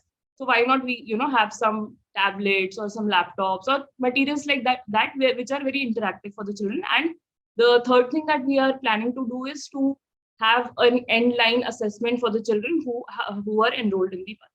So this is the complete project that is ongoing in our district. And thank you so much, jury members and other participants. This is a really an innovative solution that you have come up with to have the school on the wheels type of a thing, which is the buses. How has been the uptake till now? How long it has been working? So we initiated this in July last year. So it's just about not even a year right now. Yes. Yeah. So and how is the uptake? How many buses you have? So we have 3 buses as of now in 2 blocks. In 2 blocks. So the three buses. And how many students are there per bus on an average? About 20? On an average, there are around 20 children in 1 bus. Okay. Yeah. I think it's a good concept, and to start with, you can even have more buses depending upon the your ground situation, how it is. But in my opinion, see, once you introduce the education through the buses and use it as a media to start with, I think over a year or 2 years or 3 years, the students should then go into a more formal type of a school, which should parallelly going as a part of your. So initially 66 students were enrolled on school on bus, and when the new session started from April, some students are around 60 students are already enrolled in regular schools. The regular schools. So there should be more to be used more as an induction to the remote areas where you don't have that good an infrastructure for people to get inducted into the formal education system. But it cannot remain as a long-term type of a solution for the same student. It should be used only as an induction for the students to come in through this particular method. And I feel over a period of 3 years or so, because 1 year is too short to really see evaluate the project. In a period of 3 years or so, you see what would be the improvements that should be brought in this particular concept, because there will be a whole lot of other innovations which will come about whether it should remain as a bus or it should become a mini bus or it should become some other type of a mobile device, or there can be other solutions which could also be there. Because your objective is very clear that you have to bring the neglected students into the mainstream education. So having that as an objective, use this as a tool and modify this tool as you go along. And the tool, in case at any stage you feel it is not relevant, you change it totally. But your objective and concept will still remain the same. So move ahead with this. It's a good suggestion. It's a good idea. See how it works for the next 2-3 years. Okay. Thank you. I think your best idea is in mixing them. You're taking them to a regular school for 1 hour or 2 hours so that they get mixed with other, and acceptability of these children also increases. They get friendly, get midday meal also. So you are actually killing two birds with one stone. That's a good idea. But who does fund the bus and the teachers? Because you will be needing teachers and 1 or 2 caregivers also if the children are very young. Yes, ma'am. So initially we are doing it from the existing teachers, and the buses were provided by the RTO. So we are not invested in no CSR. You can mobilize some CSR also funds from nearby companies. Yes, ma'am. As we go ahead and initiate this in other blocks. Because Punjab getting CSR should not be difficult. You are a more prosperous state. Yes, ma'am. Yes, I'm sure. So because then the sustainability issue also will be there. And because some company will be sponsoring this, they will try to advertise themselves. So your scheme will get advertised in the process. True, ma'am. Right. Go ahead, do it. It's Thank good. you, sir.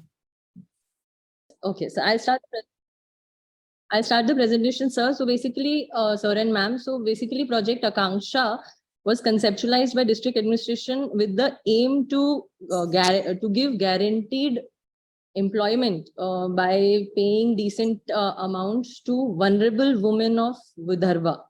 So the idea was, because if you make a vulnerable woman ready for a job, then it is kind of a sustainable initiative. And it's women because I feel that if you give women a job, then you kind of take care of the full family.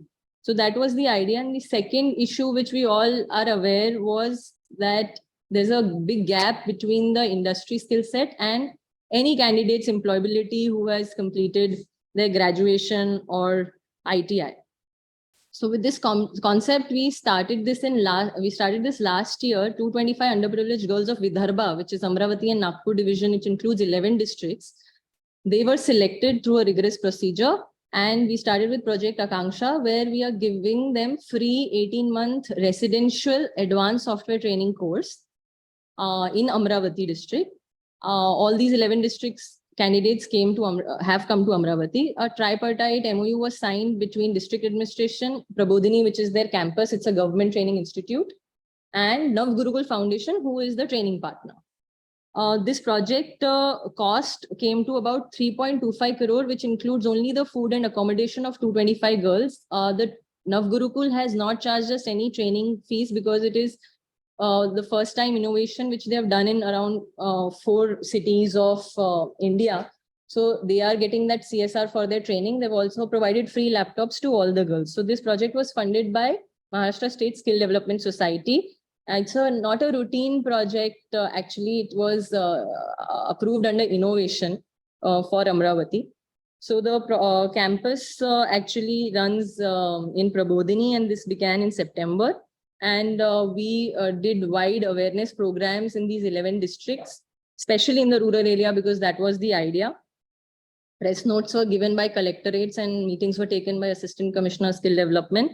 And we got a good response. By 6,500 girls had enrolled for this program. And there was a rigorous test selection procedure where aptitude, English test, algebra was taken. I would like to bring your attention to 2 things here, that we also conducted these tests offline because we wanted to cater to the remote areas, because due to the digital gap, we didn't want any girl to miss out. And therefore, we made sure that in ITI centers, we had offline tests in 133 ITI centers, which included tribal areas also. And also the last part, which is culture fit interview, that was with actually parents of the girls who were finally cleared all these 3 tests. So why this is necessary is because in all the skill development programs, which I mean, I have also experienced in my 9 years of service, that one is that there's a lot of dropout. Even after they get a job, there's a lot of dropout because they don't want to move to the other city. So because we wanted to make sure that the parents are on board, that the girls will be out of their houses for 1.5 years in Amravati, near to their obviously districts, and also that they are ready for placements which could be other cities outside. Second reason for doing parents counseling was that we wanted to ensure that the most needy are selected. So we made sure that around 90% of the girls are daughters of small and marginal farmers or daily wage workers. So these are the eligibility criteria: minimum 12th pass, 17 to 18 years, and resident with, of course, weak financial background. Next. So these were the details of the selection rounds. I will, I think, skip that due to paucity of time. Finally, 355 were selected and given offer letters, and 225 are on the campus. The campus, these are also the details of the districts and their age from where the girls are. I would also like to point out the 5 of the girls are married. Actually, 2 of them have kids and they've left their kids and come and are still continuing 7 months in the program because of the learnings they are getting. So these are the salient features. Actually, good infrastructure has been provided. So I had done this as a commissioner tribal research with 30 tribal girls, and the lessons learned have been actually applied in this program, because we realized that security, good food, accommodation by the government really makes a difference. So that was taken care of. Next. So how do we do the monitoring and evaluation 7 months in the program? Basically, Navgurukul conducts a lot of tests, basic maths, hackathon, English movie activities, group learning, and shares with district administration every 15 days. And they have actually divided the group into 3, they have divided the girls into 3 groups depending on the initial assessment, because this is a self-paced learning module, which is very important, that not necessarily all the girls have to complete 1.5 years. Depending on their learning ability, they can actually complete all the 3 modules and move on. So each module, which girls are performing well, are not performing well, we get the reports every 15 days of that. So strong emphasis is given to peer learning and real-time problem solving evaluation rather than the traditional test.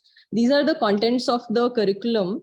Basically, module 1, actually there's a module 0 first, which is basic math, because like I said, some of them are 12th pass, some of them are ITI and with not very good foundation in education. So then module 1 starts with binary numbers and flow charts. And the last, which is the main crux, is learning program languages, which is C, JavaScript, and in JavaScript, web development is taught to them.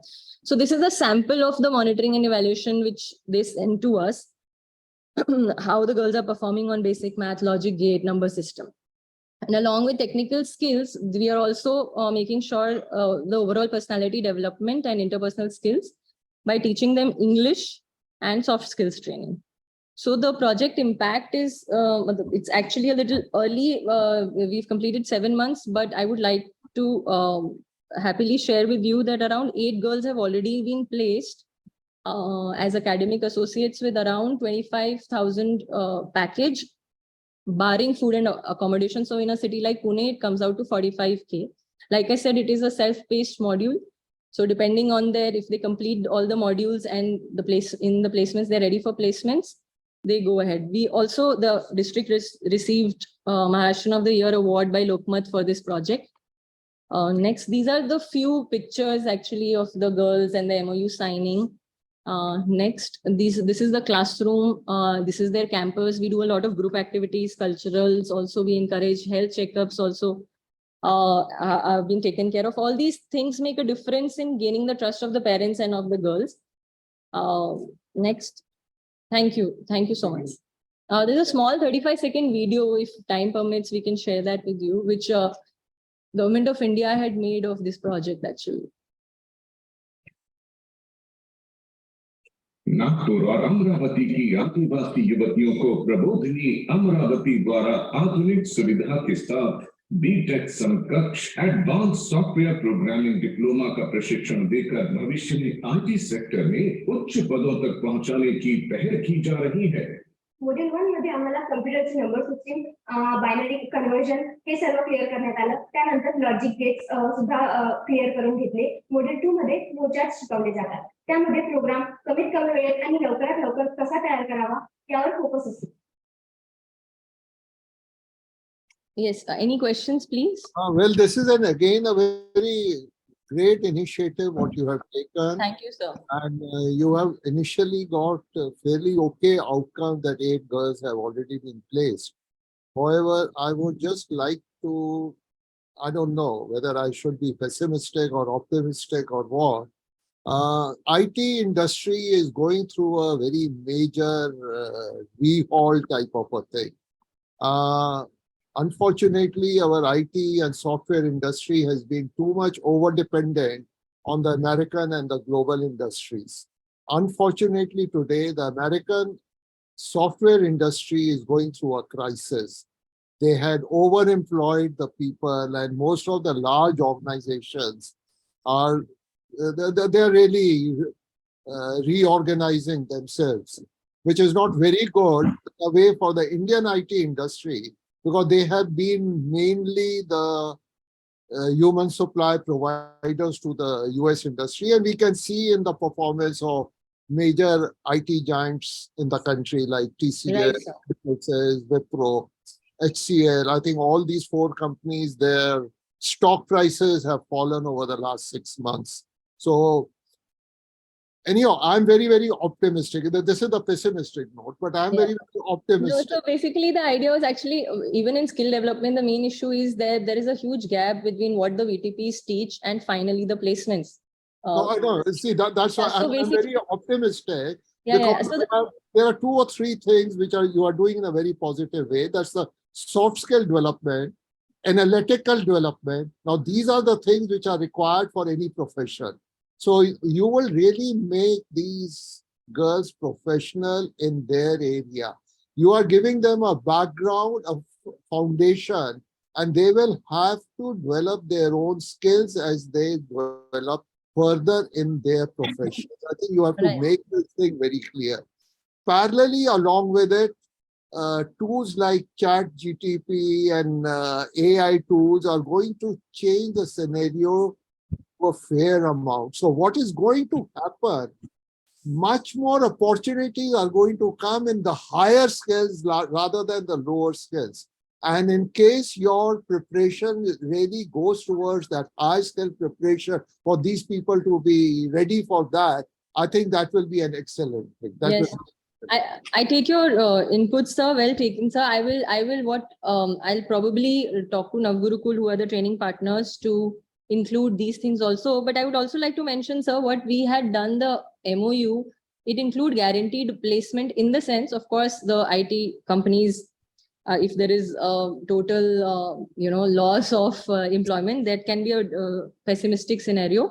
But what we had done in the MOU is that instead of having another partner and another company hiring, we had made sure that Navgurukul has guaranteed us 90% placement. So they are getting the companies and they are only hiring the students. So they are actually the coordinator for hiring. So already Accenture and NetWest, which is a US-based company, has already agreed to come next month. And Navgurukul itself requires a lot of academic associates. So they have also agreed to hire a few girls. So the idea was that we are not going to leave the girls that you go ahead and apply to companies. There should be guaranteed placement on the campus. And that is why this project, we did not start with giving payment to Navgurukul for training. So they have taken upon themselves that they will prove that there is 100% placement. And then when we scale it up, the government, when it scales it up to different other districts, they can think of paying to Navgurukul for training only once they prove that 100% placement is done. Good. I wish you all the best. I think Thank you so much. It's a very innovative thing. It's too early to really talk about it, but you have taken the right steps.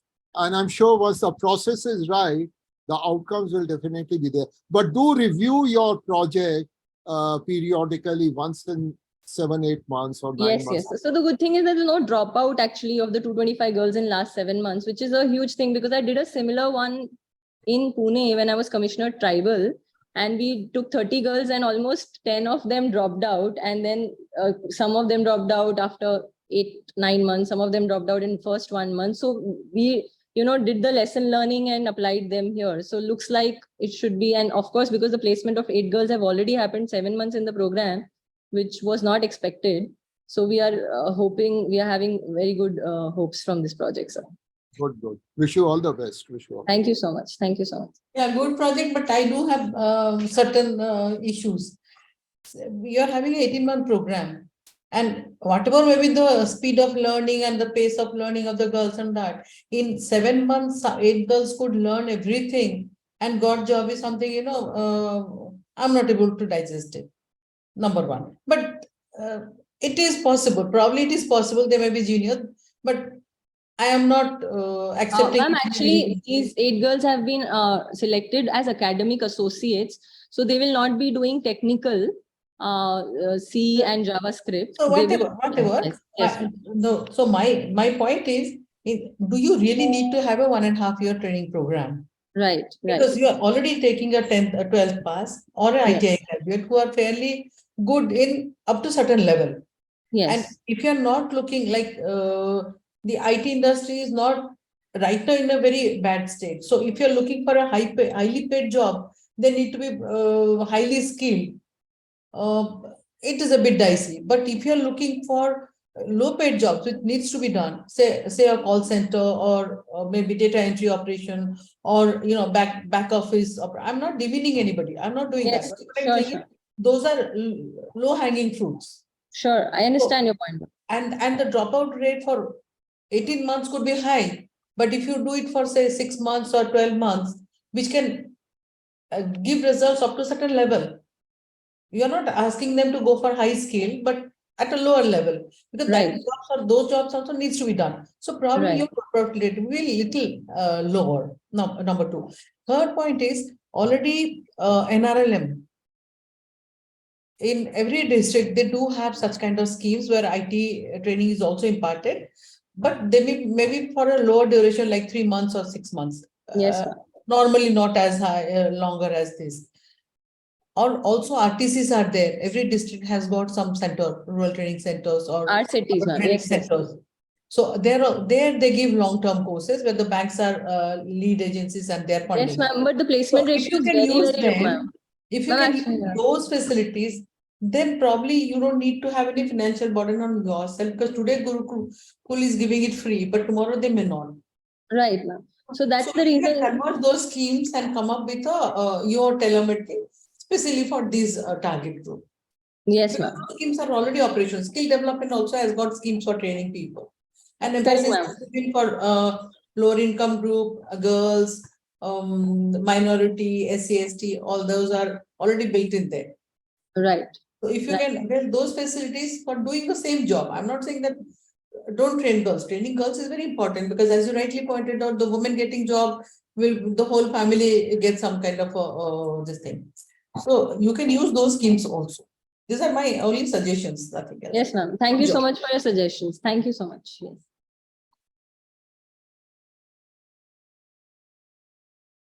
That is the Citizen Service Center, which is operated by transgender community. Next slide. We all know the kind of stigmas and challenges that our transgender community is facing, more of social and economic exclusion. There is often a kind of aversion that is shown by society towards the transgenders. And a glaring example would be the non-availability of burial grounds for transgenders. So even in a progressive city like Nanded, we had a very sorry state that the transgenders who are suffering all their life even don't have a rescue after their death also. So this is one of the examples, the kind of exclusion we are carrying out. And even though now the LGBTQI movement has been taking a good lead there, but still at ground level, there are a lot of challenges which are faced by transgender community. And the social exclusion further leads to economic exclusion. Basically, they are engaged in begging on the roads. And though some of them might get handsome amount of money there, but again, that comes with a social taboo, and they are also willing to move across the begging so that they can live with dignity.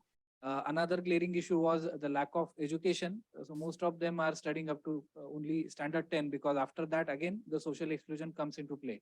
Another issue was there is a marginalized section, and within this marginalized section, there is again factions. So there is a Guru Parampara, and 3 different gurus, they are having constant altercations with each other, which further led to many situations wherein we had to intervene through police and other social mechanism, and we had to sort that out. Next. So the initiative was basically conceptualized by my predecessor, Dr. Vipin. It was a very, very simple and novel idea. There is the Citizen Service Center in the premises of Nanded Collector Office. Sorry to interrupt, sir, but your slides are not moving. It's still on the first page. Okay.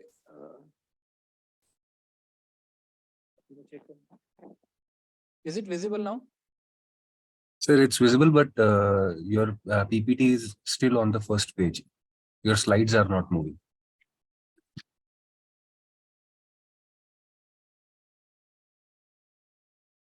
Share again. Next slide, please. So this idea was basically a very simple and novel solution conceptualized by my predecessor, Dr. Bipin, and which was later on implemented during my tenure. Setu Suvidha Kendra in the Nanded Collector Office premise is basically the most busy Setu Suvidha Kendra, which gives digital and online facilities to common citizens who otherwise don't have any access to those kind of facilities. So if somebody wants to book a railway reservation ticket online, they can come here. If they want some kind of government document like income certificate, resident certificate, they can come apply in an online manner, and then they will get it in online manner only. So this was the most busy center, and our basic initiative was to give a social message that we are not considering transgenders as something others. So they are also a part of our society. And when it was given to Sejal Gauri Bakash, who is currently operating it, and it was inaugurated in the month of September 2022, and it was started. Initially, many people had aversions, especially the people who wanted to operate that center for their financial benefits. They tried to pressurize us using different channels. They tried to create some kind of propaganda, anti-propaganda against us. But all said and done, we persisted with the initiative. And now, as of today, I can proudly say that Sejal has issued more than 900 certified copies, and more than 7,000 clients or citizens have been benefited by this CSC. Apart from that, next slide. So these are the some of the photographs. The inauguration ceremony, which was carried out in the month of September, it was inaugurated by Sejal's hands itself, and then later on, next slide. Every day, somebody comes there, and they are a little bit surprised to see that a transgender is operating this kind of center, and that basically sends the message that we want to convey. The basic advantages of this initiative, firstly, a very short-term advantage or a limited advantage was Sejal herself got a short source of income from this activity, but more importantly, it was the spillover effect. So other transgenders now are also coming ahead, and they are also trying to seek new avenues for employment. Like in the recent police recruitment, there were 5 transgenders who qualified for the that recruitment process, and they have participated. Other transgenders are trying to get jobs because they have that MSCIT certificate, Maharashtra State Certificate in Information and Technology. Apart from that, we are also focusing on other transgenders so that they also can move beyond the traditional begging and other type of economic activities. Next. This was the update about the police recruitment. Apart from that, after this initiative, other social organizations also noticed the kind of scope they have in transgender welfare. So they also came ahead and they organized various camps. Now they are inviting Sejal, Gauri, and other transgenders to their programs to motivate other people, so they can share their own stories. They can share the kind of struggle they have. And the photo at the top right, it was visited by our Honorable Commissioner, Right to Services Commission of Maharashtra State. This is a peculiar act with Maharashtra State where we ensure timely public service delivery to our citizens. So the Honorable Commissioner himself came because he got to know about the initiative and he interacted with our transgenders there. Next. After this, we found a lot of multiplier effects there. Now we have an offer from a very famous Vada Pav franchisee, which is a very famous food of Maharashtra. They want one of their franchisee centers to be run entirely by transgenders in Nanded. After that, we are also trying to set up a petrol pump. We have given all the permissions. Now, once we get NOC from the petroleum companies, we will have a special petrol pump which is operated by a transgender community.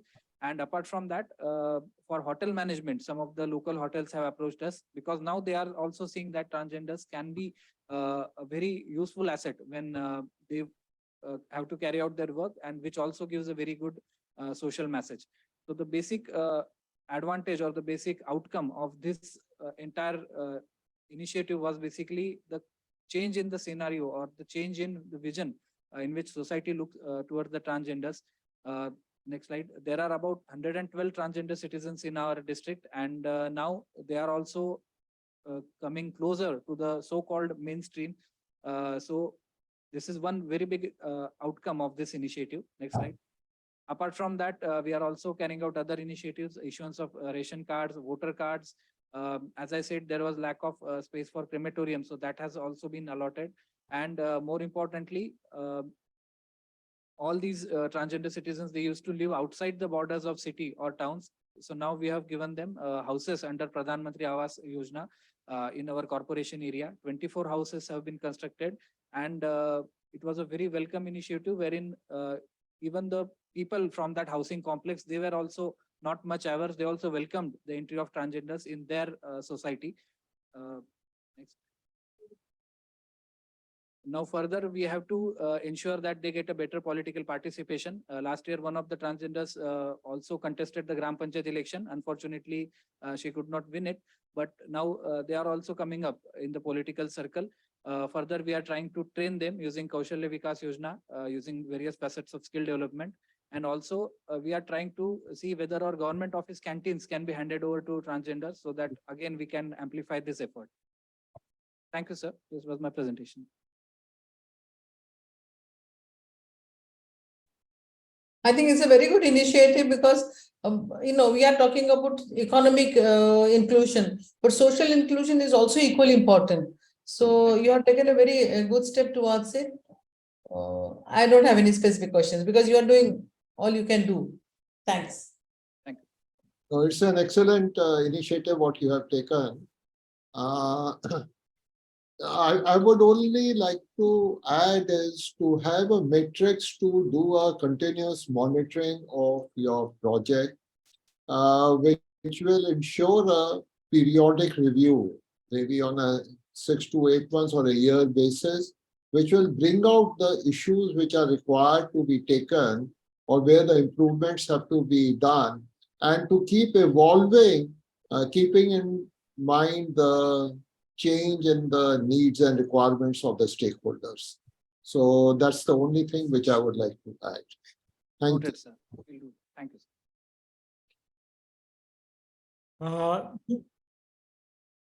As per RT norms, there is certain norms which is to be followed by government. If enrollment is up to 60, there must be 2 teachers in every school. If enrollment is between 61 to 90, there must be 3 teachers. So this slide shows the availability of teachers as per norms from class 1 to 8. But here was the different scenario because we had many schools where these norms were not made and 5 classes were being handled by a single teacher. And there were also so many schools where subject teachers were not available.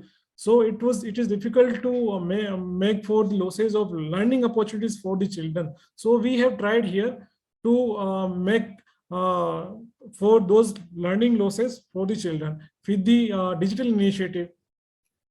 So there are 1066 primary schools, and in 202 schools, either there was single teacher or teacher was not as per RT norms. In upper primary schools, there are 392 schools and 350 schools were where subject teachers were not available. And a senior secondary school, there are 622 schools where 222 schools were having a skewed pupil teacher ratio. So 965 schools were there. In our Bikaner, we have got almost 2,065 schools, out of which 965 schools where teachers was not in the ratio as per RT norms, or 202 schools were having only single teacher. So what happens? Single teacher, then there is either lack of teacher in the school, then students don't get proper attention.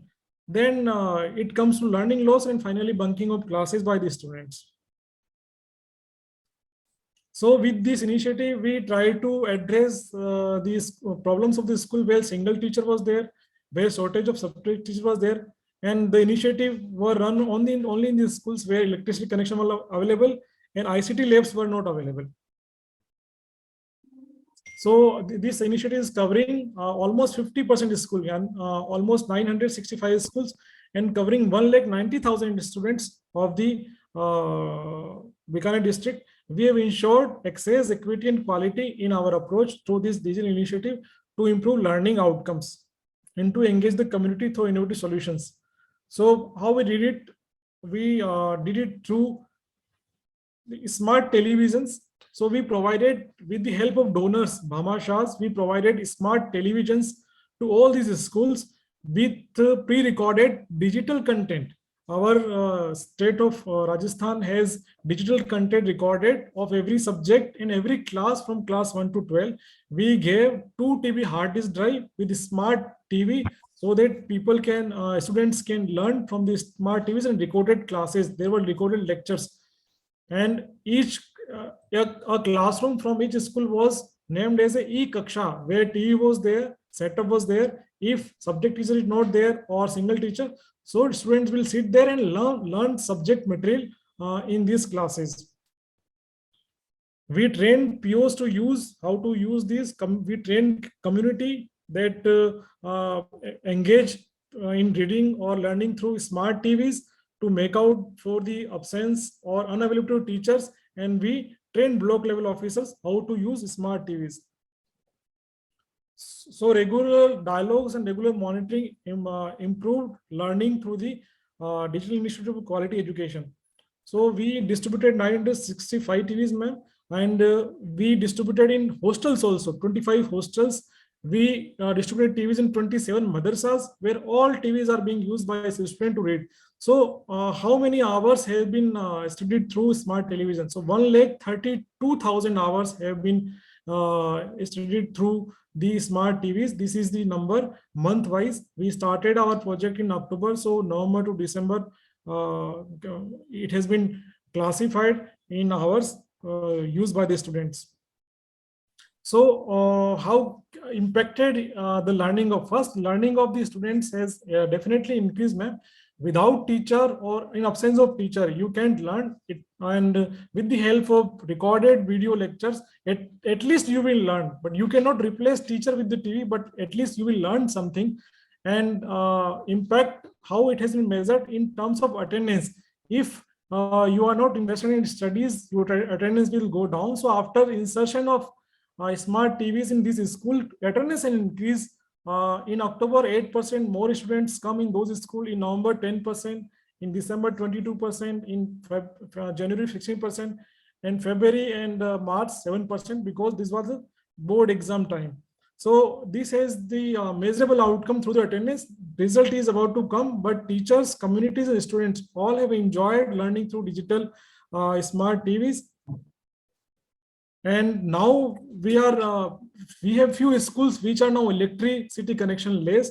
So we have connected 2.25 crore rupees from the donors, and now only 21 schools remain where electricity connection not there, which will be completed by May. And we have got sufficient smart TVs of the 43 inches. We will be distributing. So we'll cover all those schools who have a skewed teacher people ratio.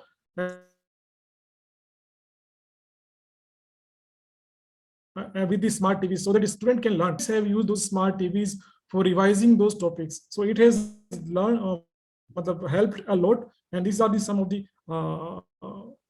things covering this smart initiative. Yeah, I think Thank it's you, a, sir.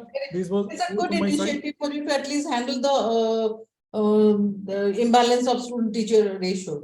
So let's see how you have started only recently, so the impact is not really visible. That will attendance is okay, that you got an 8% increase, but let's see the results, how they do.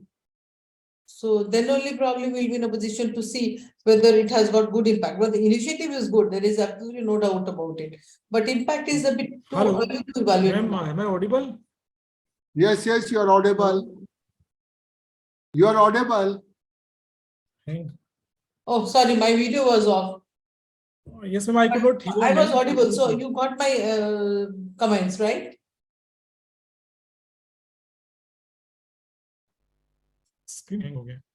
Did you get my comments? Could you hear my comments? I heard your comments. I don't know whether he heard. Ma'am, I could not hear your comments because the screen was hanging, ma'am. No, I just wanted to say this too early. Attendance, your attendance ratio has increased, attendance has improved, but results we'll have to see for the results to come, whether they really improve their learning skills. So let's see. I mean, I think it's a bit early to comment, but the initiative is good. The idea is good, and the digital through. I mean, through the laptops and mobile phones, learning is not that good because the screen is just too small. But having a 43-inch TV for understanding, getting it digital, the course material, I think is a good, better idea. So go ahead. Just I would just thank you. Your processes are good. Hello. I think he has some problem with the There's a problem with his network. Your processes are good. The only thing is the time is too short to really measure the outcomes. Only the attendance is not the right way to measure the outcome. The results have to come. I think that have to be measured in a period of time as to the initiatives that you have taken, to what extent they have borne the fruits, where they have to be corrected, where the mid-course correction has to be applied. I think this will happen over a period of time. So you should be open to that particular thing and look into the various measurements of the outcome to arrive at a much better solution. Your processes are good, there is no doubt about it, but you should evaluate their outcomes and impact over a period of time.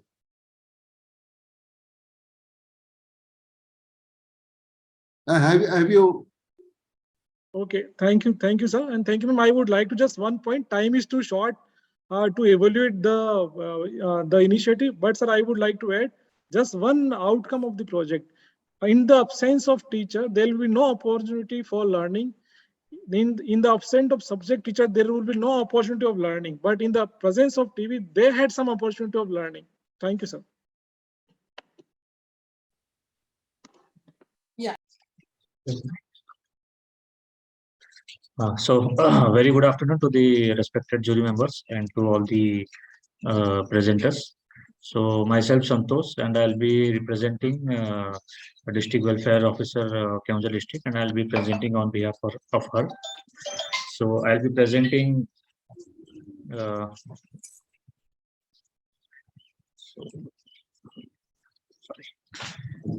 So I'll be presenting on an initiative taken by the district administration of Keonjhar, that is inclusion of ragi laddu, inclusion of ragi, that is also called as finger millet in ICDS program. So the main objective of the program is to the main objective of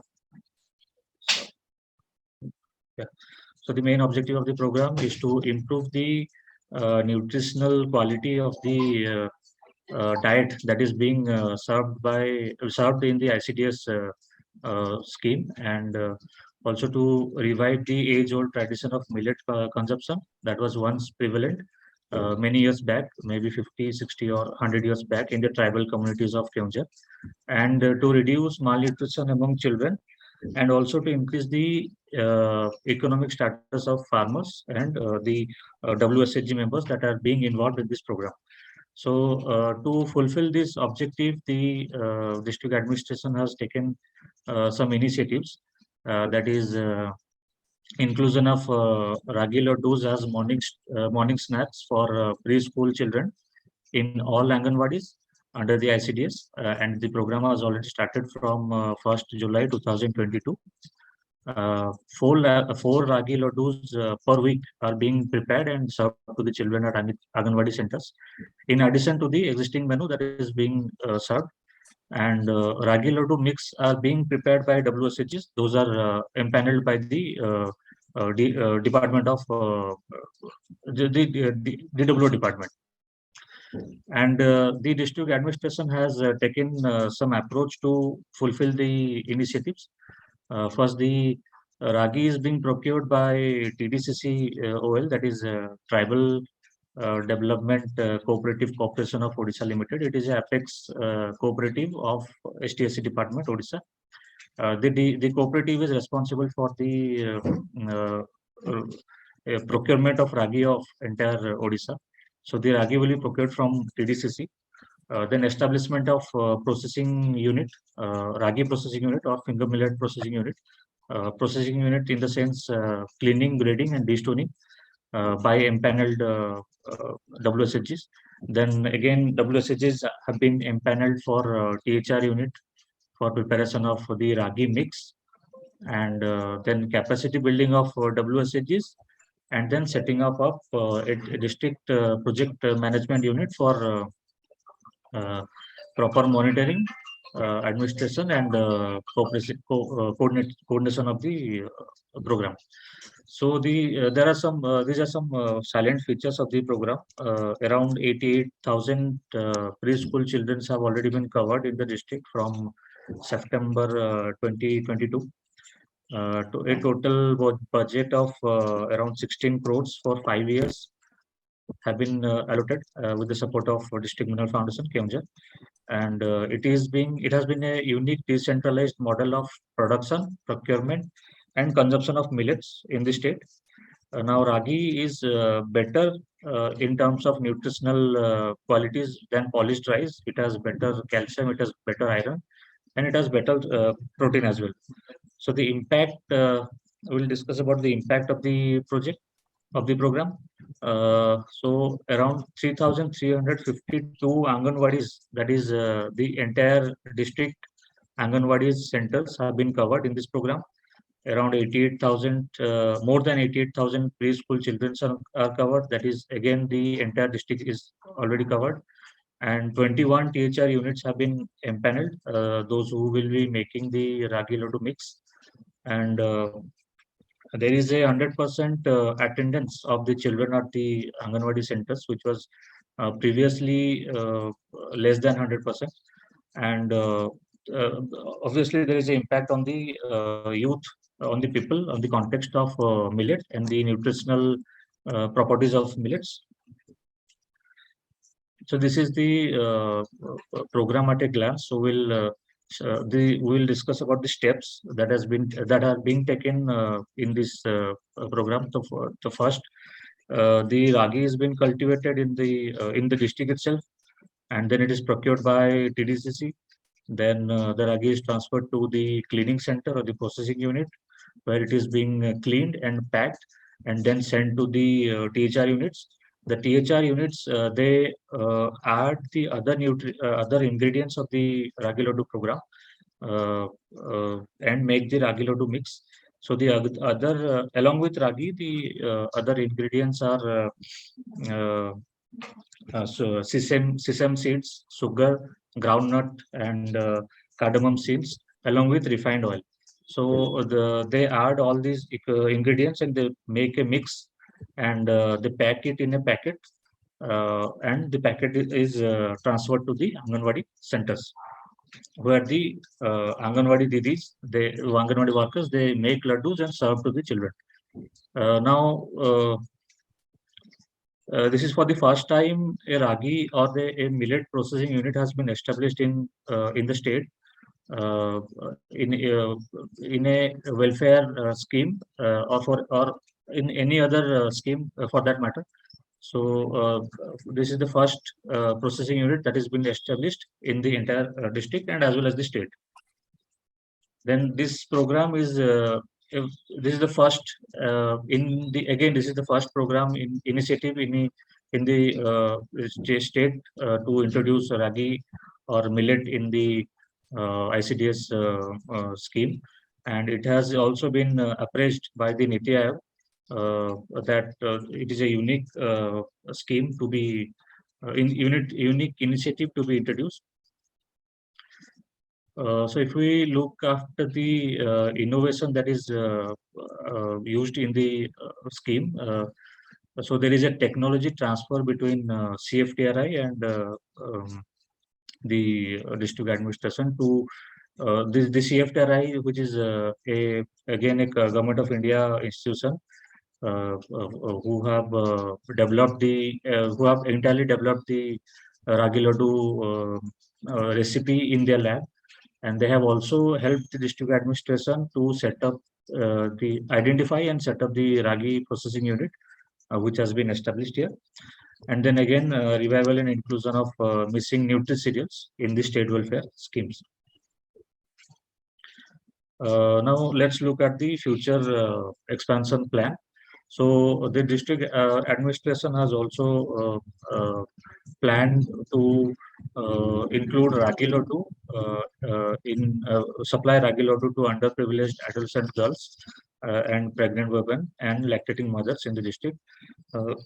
The ragi laddu program has already been expanded to welfare hostels. Those are the STSC hostels. It is already being inaugurated in the month of September 2022 and as a pilot phase, and it is already scaled up to the entire district in the month of January 2023. Then the third expansion plan is the district administration is planning to introduce ragi or millets in the midday meal scheme in the form of ragi biscuits. Let us from the on behalf of the district administration, let us thank all the women SHG that those who have given their efforts to make this program a successful program. Thank you. This is all from my side. Excellent, excellent. I think there's one of the very good programs that we have done today. I think whatever you have done really goes to the grassroots, and the benefits are going to be very far-reaching. Your expansion plans are very, very pragmatic. I am very happy. The only thing I would like is that your initiative, in whatever way it is, should also be replicated at least in the other tribal districts.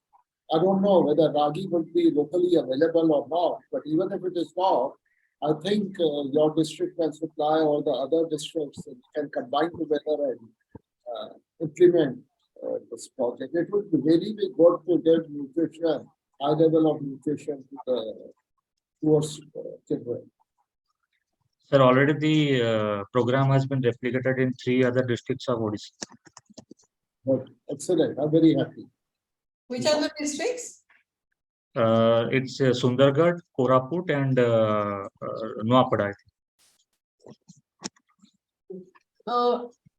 We all know that ragi is very nutritious, and especially ragi laddus made with sesame and other things, good and all, whatever, because very delicious as well as nutritious for the children. Has anybody measured the nutrition index, or rather the health index of these children after consuming this? Because you started in 2018. 2020. 20. So 3 years have gone.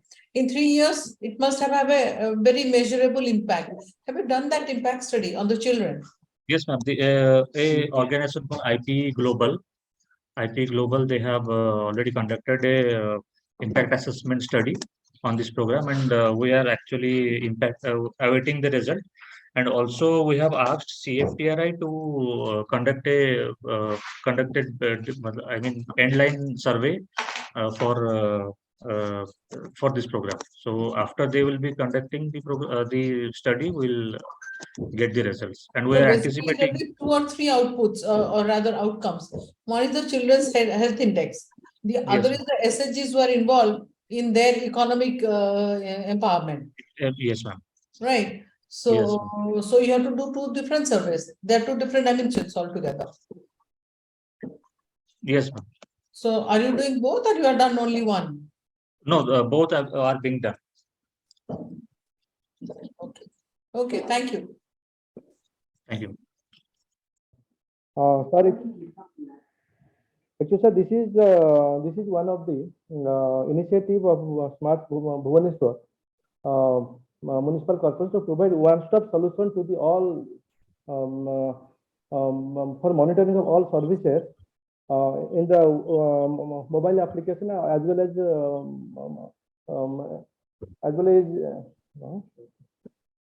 web-based application. So what we are planning for the waste management processing unit monitoring performance of all sanitation workers, the monitoring of the activities, their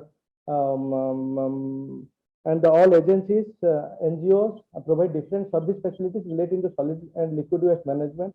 And apart from that, this is one of the suitable model of to Bhubaneswar Municipal through all types of user charges and enforcement. So we are collecting the all user charges and the enforcement, all activities we are monitoring through this application. Basically, actually, sir and ma'am, actually, we are having different applications in all urban bodies. There are different applications for different purposes. But instead of having many applications, we are having one application to monitor all the activities. So for that, we are monitoring this real-time garbage lifting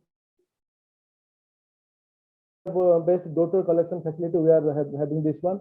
Tracking of sanitation vehicle, QR-based feedback on the sanitation, GPS-based grievance registration, and booking of booking facilities like party waste, domestic waste, commercial waste, city waste, etc. We are also doing through this application. Yes. So these are the users. Actually, the resource management. We are having the resource management. In this resource management, we are having the attendance facility of all the workers of the BMC, as well as the sanitation workers, the SKOCH the sanitation workers, all the sanitation, we are having the 3,000 more sanitation workers. We are taking the attendance of all the people, all the activities. We are also monitoring the different activities like this, what services they need to do and everything like that. The monitoring the performance also we are monitoring through this application. The performance means the SIs, we are given the different tasks, so that what tasks they are completing, we are ensuring through this application different SKOCH then the all sanitation workers, the agencies who are engaged for the sanitation purpose, the NGOs who are engaged.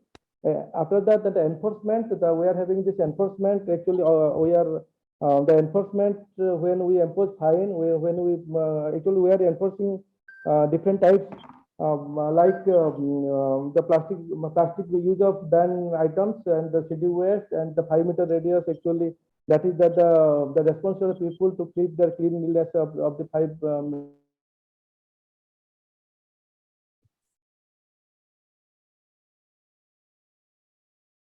Actually, we are having the centralized grievance mechanism where we are having all types of grievance. So, like those people who come to the municipality, and if someone has social media and the SAFA application, all types of grievance we are having monitoring this one.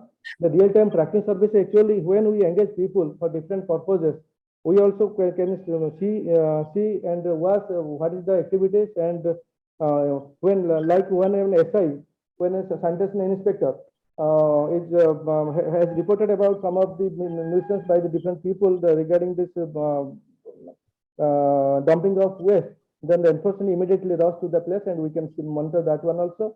After that, the well center management, that is MCCMR management, that is also being monitored, like the waste we collected, the waste we processed, and what quantity of inert generated, and what is the what is the more means that compost we received and the plastic waste.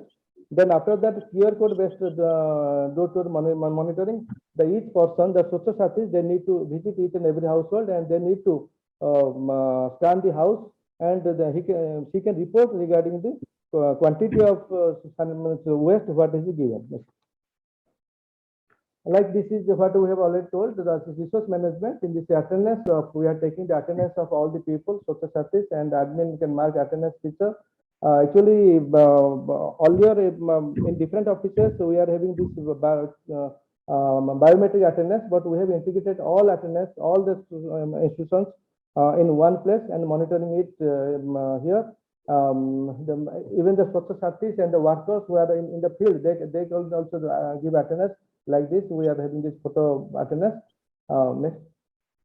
This then monitoring agency performance when there is GP means a garbage vulnerable point. If there is, we have cited one example of the garbage vulnerable point.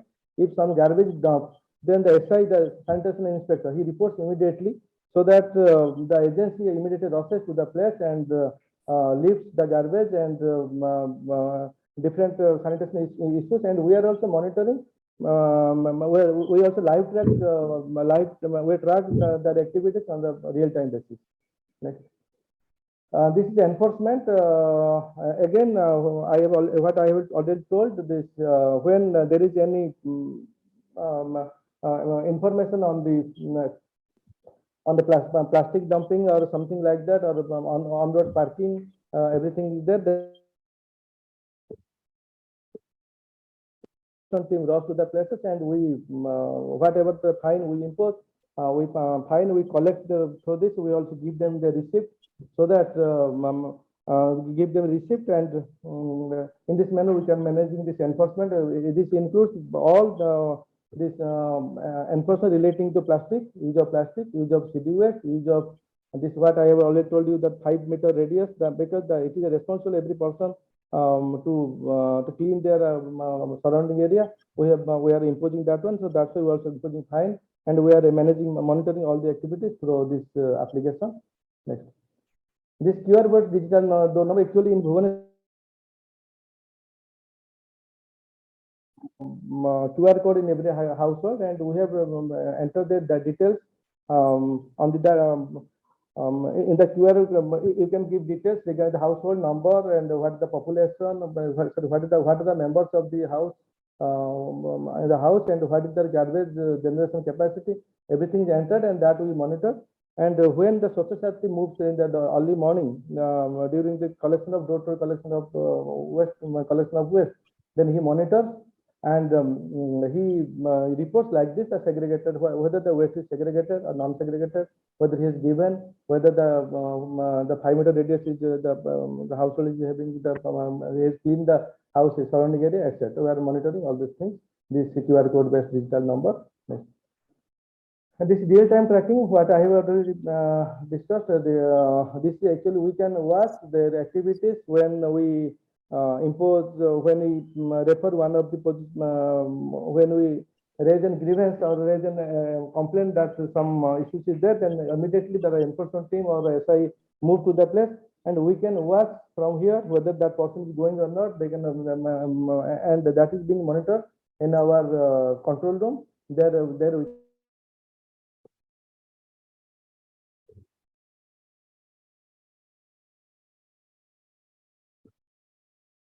dashboard, and we monitor what is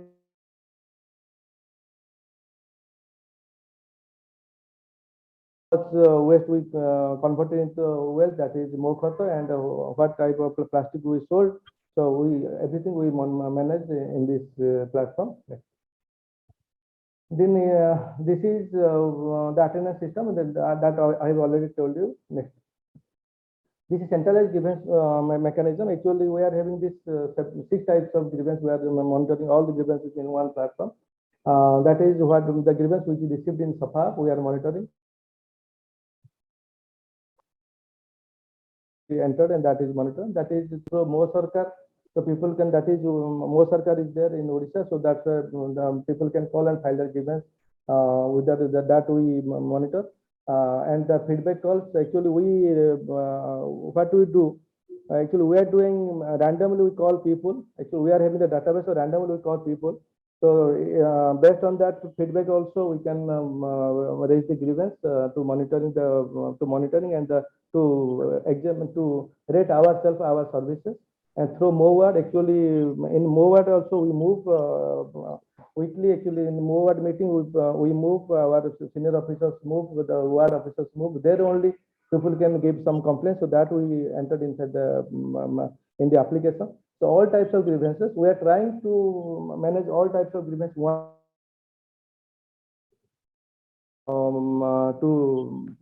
to solve their grievances. Actually, thank you, ma'am. Actually, this is all about the Safa Bhubaneswar. Actually, we are trying to the different services, that is the infrastructure, what services are there.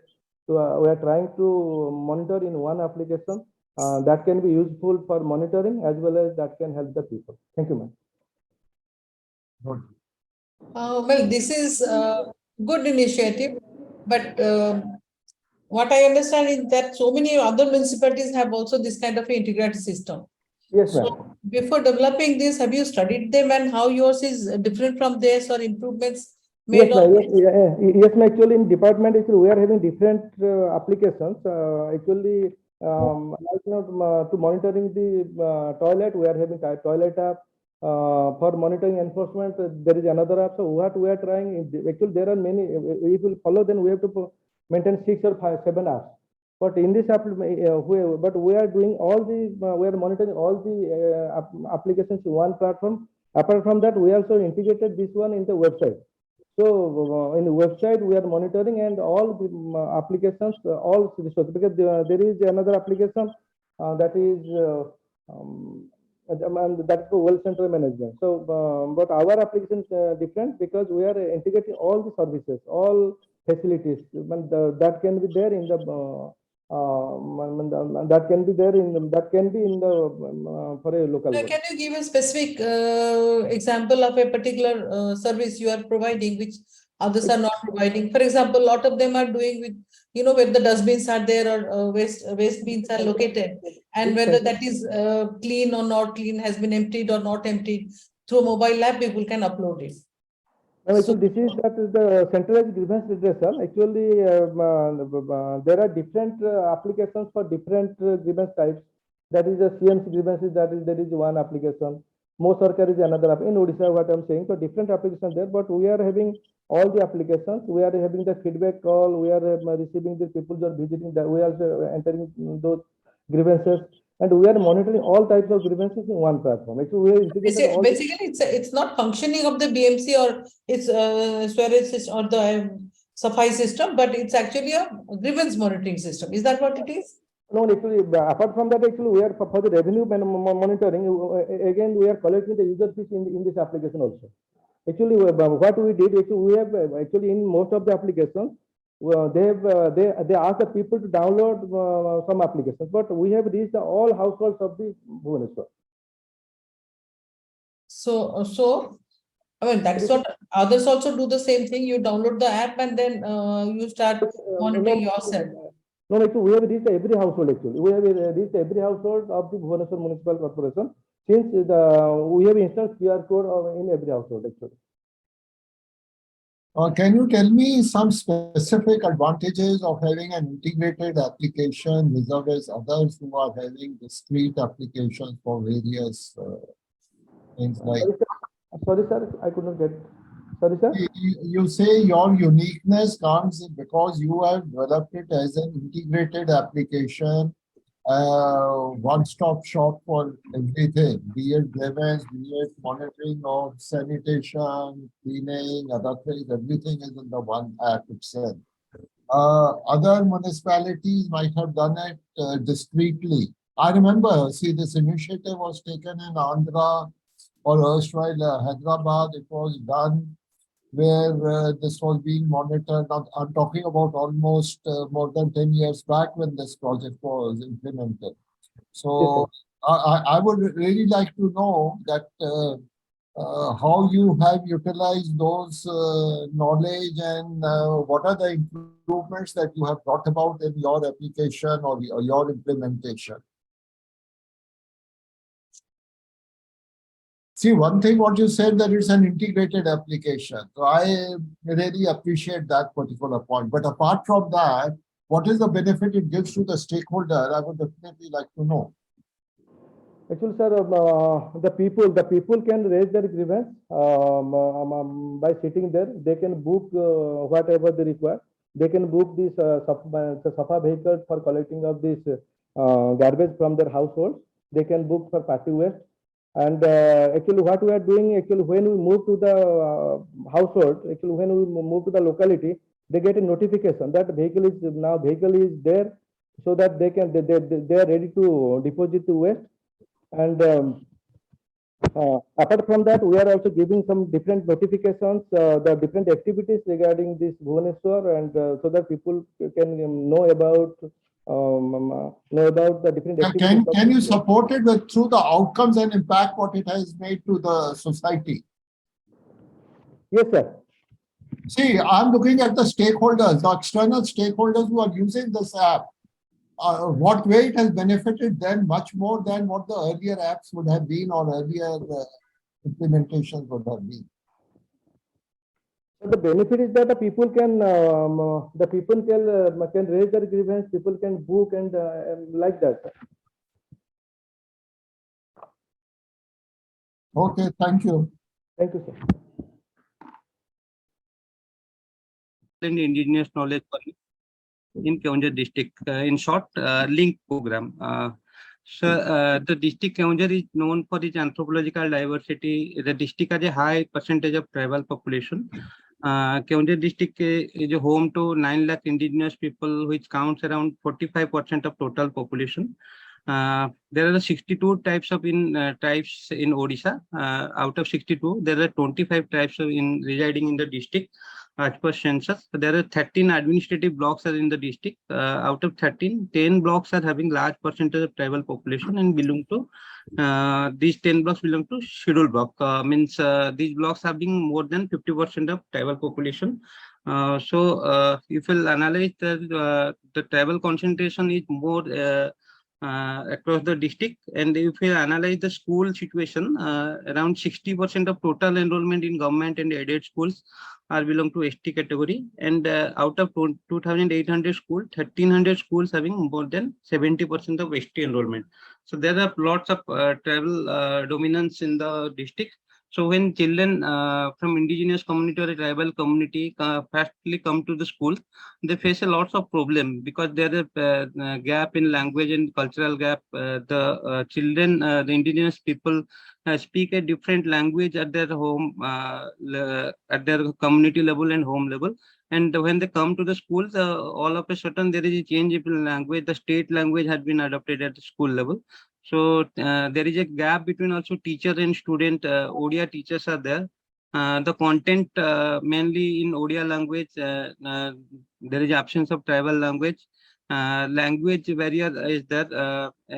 In Odia, there are 41 alphabets. So if we'll take example of Ho language or Juang language, tribal language, there is lesser number of letters in the alphabet chart.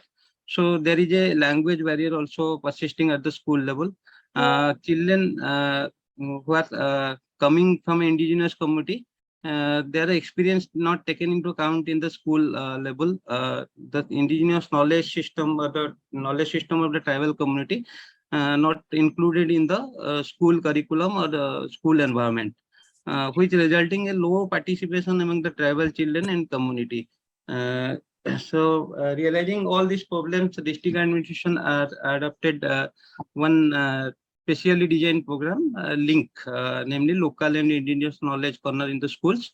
So LINK is an attempt to include the knowledge of the indigenous community and integrate the same with the school curriculum, which is a much neglected aspect. The indigenous knowledge corner generally improves the resources of the community, and same as integrated with the school curriculum. Teachers use the collected and stored the resources from the community and indigenous society, and use the same as teaching learning material during classroom transaction, which helps the children to understanding the different concept as it is related to their past experience, and they are very familiar to the objects as a member of the community. The LINK program provides scope to equip with them with skill, knowledge, and values as a member of indigenous society, and they took pride in their indigenous identity rather than feeling ashamed about that. So for implementation of the link program, the process we have adopted, we have taken up the survey at district level involving field functionaries, cluster resource center coordinators, and tribal teachers to identify schools having in monolingual situation. That means students of a particular community studying in a schools. So these schools have been identified for the adoption of link program. The schools have been provided racks and organized space for storing and display of items that has been collected from the community.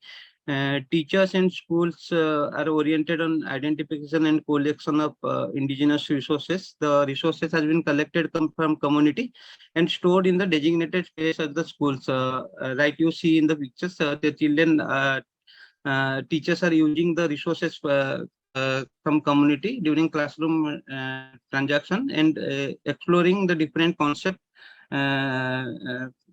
of textbook. Every item has been learning value of every item has been explored, and the same has been linked with the school school curriculum textbook. Teacher training and on-site support has been provided to the teachers to use the link corner, local indigenous knowledge corner. The indigenous knowledge corner and children past experience has been capitalized for construction of new knowledge. For implementation of link program, community orientation and sharing also been taken place in also the schools adopted on the link program. And this whole link concept is guided by National Curriculum Framework and National Education Policy 2020. While the National Education Policy 2020 giving importance on the indigenous knowledge system in 2020, in Keonjhar district we have started this program from 2018. The tribal teachers has been engaged in the school for imparting through their mother tongue of the children. Textbook and supplementary reading material has been developed and provided to children in their mother tongue, and which are based upon their cultural stories, riddles, and folk tales of the indigenous community. And the link schools school space has been used for learning activity, pillars, steps, ramps, handrails has been and wall spaces has been used for learning activities. Various knowledge painting and competency based painting has been depicted in the walls. These Bala elements made the school more enriched and activity based learning, promote activity based learning for children. And beside the Bala activity, we also include the activities which are very familiar to the tribal children, like song, dance, and activities, traditional games, which are familiar to the tribal children. That has been included in the school curriculum. This is about the link details of the link corner, the activities, the different items we have collected from community to the teachers and stored and displayed in the link corner, and how they have been linked with the learning competency. For example, we have for agricultural products, we have collected seeds, cereal, pulses, seasonal items practiced in the locality. And these items have been used for learning EVS, and the learning competency linked are environment and food practice and seasonal cultivation of the community. Similarly, local male traditional ornament has been different items which are collected and displayed in link corner are necklace, anklet, and other ornament. And through which the children can learn about environment, metal, non-metal, differentiation, life cycle, and different rituals observed in the locality. And similarly, ethnomedicines, herbs and roots user medicine. Children can learn about environment and health in ethnomedicine and preservation of forest resources. The same can be linked. So, sorry.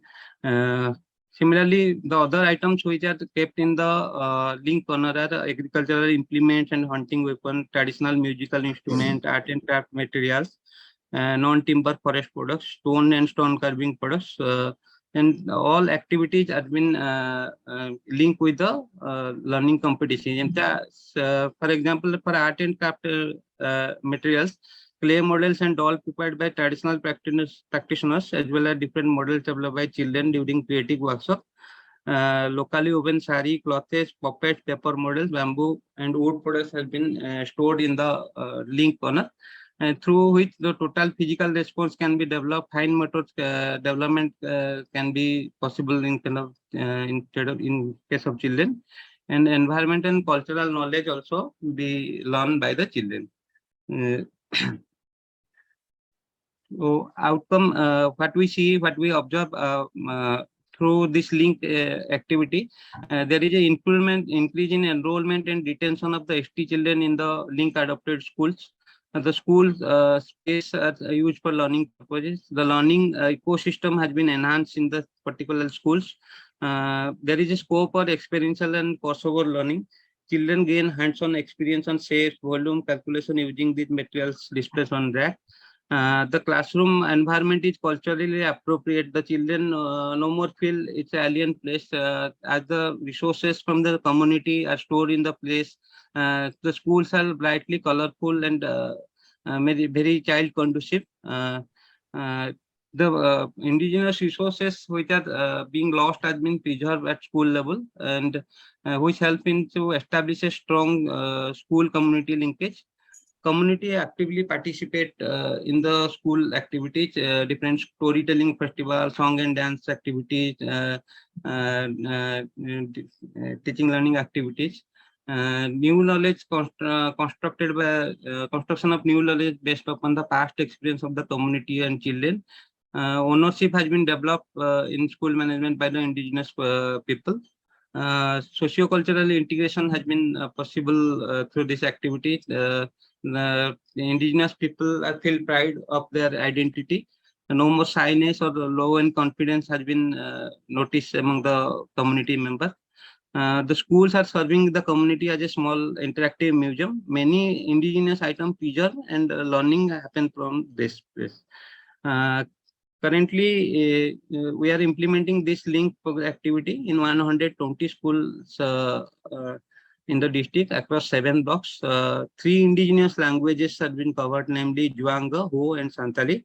Out of 3 languages, Juang is a particular vulnerable tribal group whose population is around 40,000, and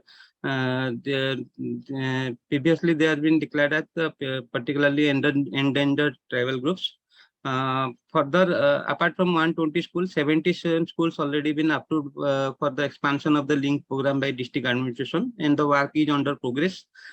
Special focus has been given on the PB, particular vulnerable tribal group, Juang tribes. There are 77 schools which are included in link program.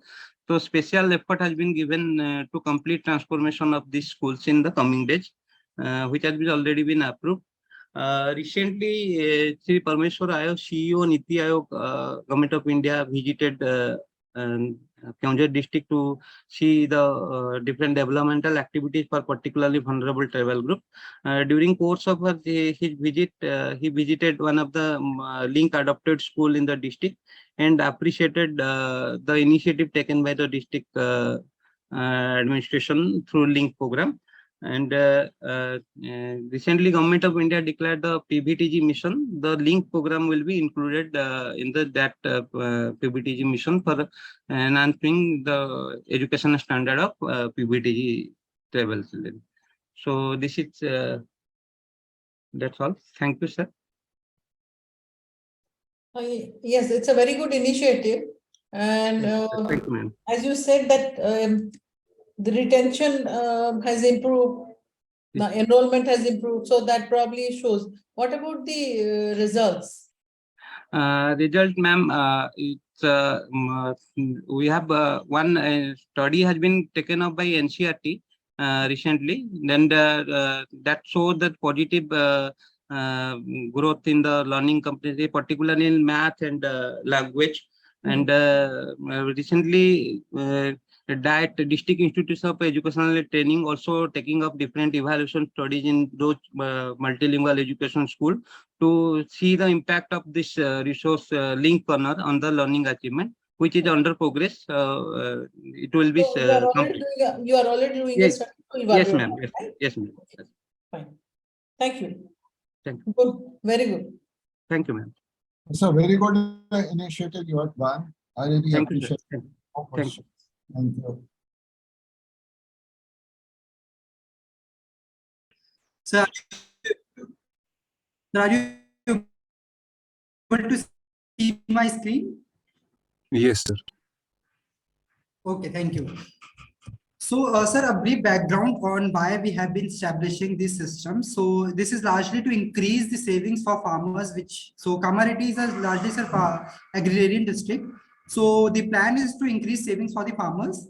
In doing that, there are two things, as we all are aware. Either we can increase the incomes, on the second side we can reduce the expenditure. So we have been taking several activities like through apiculture, horticulture, dairy and aquaculture. We are trying to increase income for the farmers. On the other side, we are through rooftop solar units and biogas plants, we are trying to reduce the expenditure. So doing that, we will be increasing the savings for the farmers. And in this presentation, we will be largely focusing on aquaculture. So the vision and objective of this is largely to maximize the potential of fish for health and fish for wealth. So the vision is largely through fishes. We will be increasing the income for the farmers, as well as we will be promoting protein-rich product, that is fishes. And sir, to promote integrated fish farming agriculture. So, sir, Kamareti is basically second largest producer of paddy, and we want to integrate fisheries with paddy cultivation. The second objective is to spread awareness towards protein-rich fish food, and thirdly, to increase income for our farmers. So, in implementing, sir, there were several challenges which we have faced. The first was lack of expertise. Then secondly, there was resistance from the farmers because they had never seen such kind of aquaculture units in the past. And thirdly, sir, there was lack of infrastructure. So when I say infrastructure, there were lack of hatcheries, fish seeds, then lack of training for the interested members. And so, sir, so in overcoming them,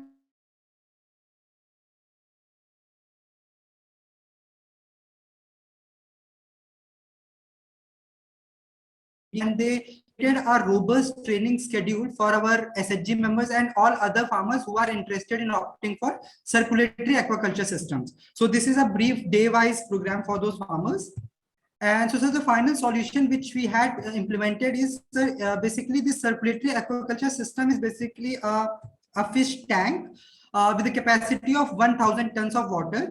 And if we are cultivating, let's say, marl fish, it requires 8 months from its to its full potential, like full size of 1 kg. So we can reduce that time period of 8 months to 4 months by digging a fish pond nearby, and after 4 months we will be shifting those fishes to a farm pond. So thereby we will be reducing the cycle from 8 months to 4 months, and per annum we will be able to cultivate 3 seasons. So that is the objective. And secondly, sir, the water which will be the wastewater of the aqua tank, which will be shifted to this farm pond. From there it will be shifted to for paddy cultivation. So we'll be using the wastewater for paddy cultivation, and this wastewater is highly rich in ammonia, nitrogen and other micronutrients. So secondly, through again what I said, that there is a NABARD and NABARD funded BR Ambedkar Aqua Park. Through that, we are providing technical and physical assistance to farmers who are interested in these circulatory aquaculture systems. And we are also providing credit support through bank linkages. And we have been in interaction with companies such as Fresh to Home for marketing of our final produce. So this is the final value chain that we have been able to put together. So before that, sir, there were several pieces which were not put together. So this is the initiative of the district administration led by the DRDA we have been able to integrate all these different pieces together and help the farmer from start to the end, from getting the fish seed to the marketing of his final produce. And sir, talking about the financial viability, so the project cost for fixed capital cost will be roughly around 1.54 lakhs, and working capital is again around 1.5 lakhs. So total cost when you start the project would be around 3.05 lakhs. So if we talk per season, what the cost would be, we are taking only the working capital, which is around 1.51, and the price of a murrel fish is around 350. So if we are cultivating, let's say, so when we are putting some fish seeds, we take 10% extra, considering that 10% as mortality. So final produce would be around 1,000 fishes. So total income would be around 3.5 lakhs, and then net income per season is around approx 2 lakhs. So finally, we can see, sir, that a farmer in an year can earn 6 lakhs per annum. And sir, in collaboration with HDFC Bank, we have been able to, HDFC Bank has agreed to provide a loan of up to 5 lakh rupees with 1 year moratorium. So in this 1 year, the farmer would be able to earn, let's say, 6 lakh rupees if everything goes right. And so final outcomes, as we have discussed, is the additional income for the farmer would be around 1.99 lakhs, approx 2 lakhs per season, in a year 6 lakhs. And the wastewater from the fish tank can be utilized in paddy fields, which will enrich the soil and increase its fertility. And sir, it's a cost-effective fish products. It will help in the markets, judicious usage of water. And sir, lastly, till now we have been able to install 47 such units in the district. So these are the news articles, which the first one is Mahilalu Adnapu Adyam Pai Focus Petali, and second is sir Matsya Pampakam, so fish rearing. So these are the sir, news articles about our initiative. Thank you, sir. Well, it's a good initiative, but you said only 10% mortality. In the field, is it really so? This may be theoretical, but actually when you are doing the farming, is the mortality of fish during the whole cycle is only 10%? Yes, because it's not really the mortality of fish, but also after catching the fish and selling them, the time lag, if the market is not good, there could be loss also in the transportation. So are you taking that also into account? Ma'am, actually this 10%, when I say, ma'am, it's very scientific in the sense that we are providing them training on this reducing the mortality itself. So that is the higher side we are considering. And I understand that. I understand that. What you're talking about is technically right. Yes, but in the field, when actually it is happening, what have you seen? Like, what is the rate, mortality rate, and the loss during transportation for selling?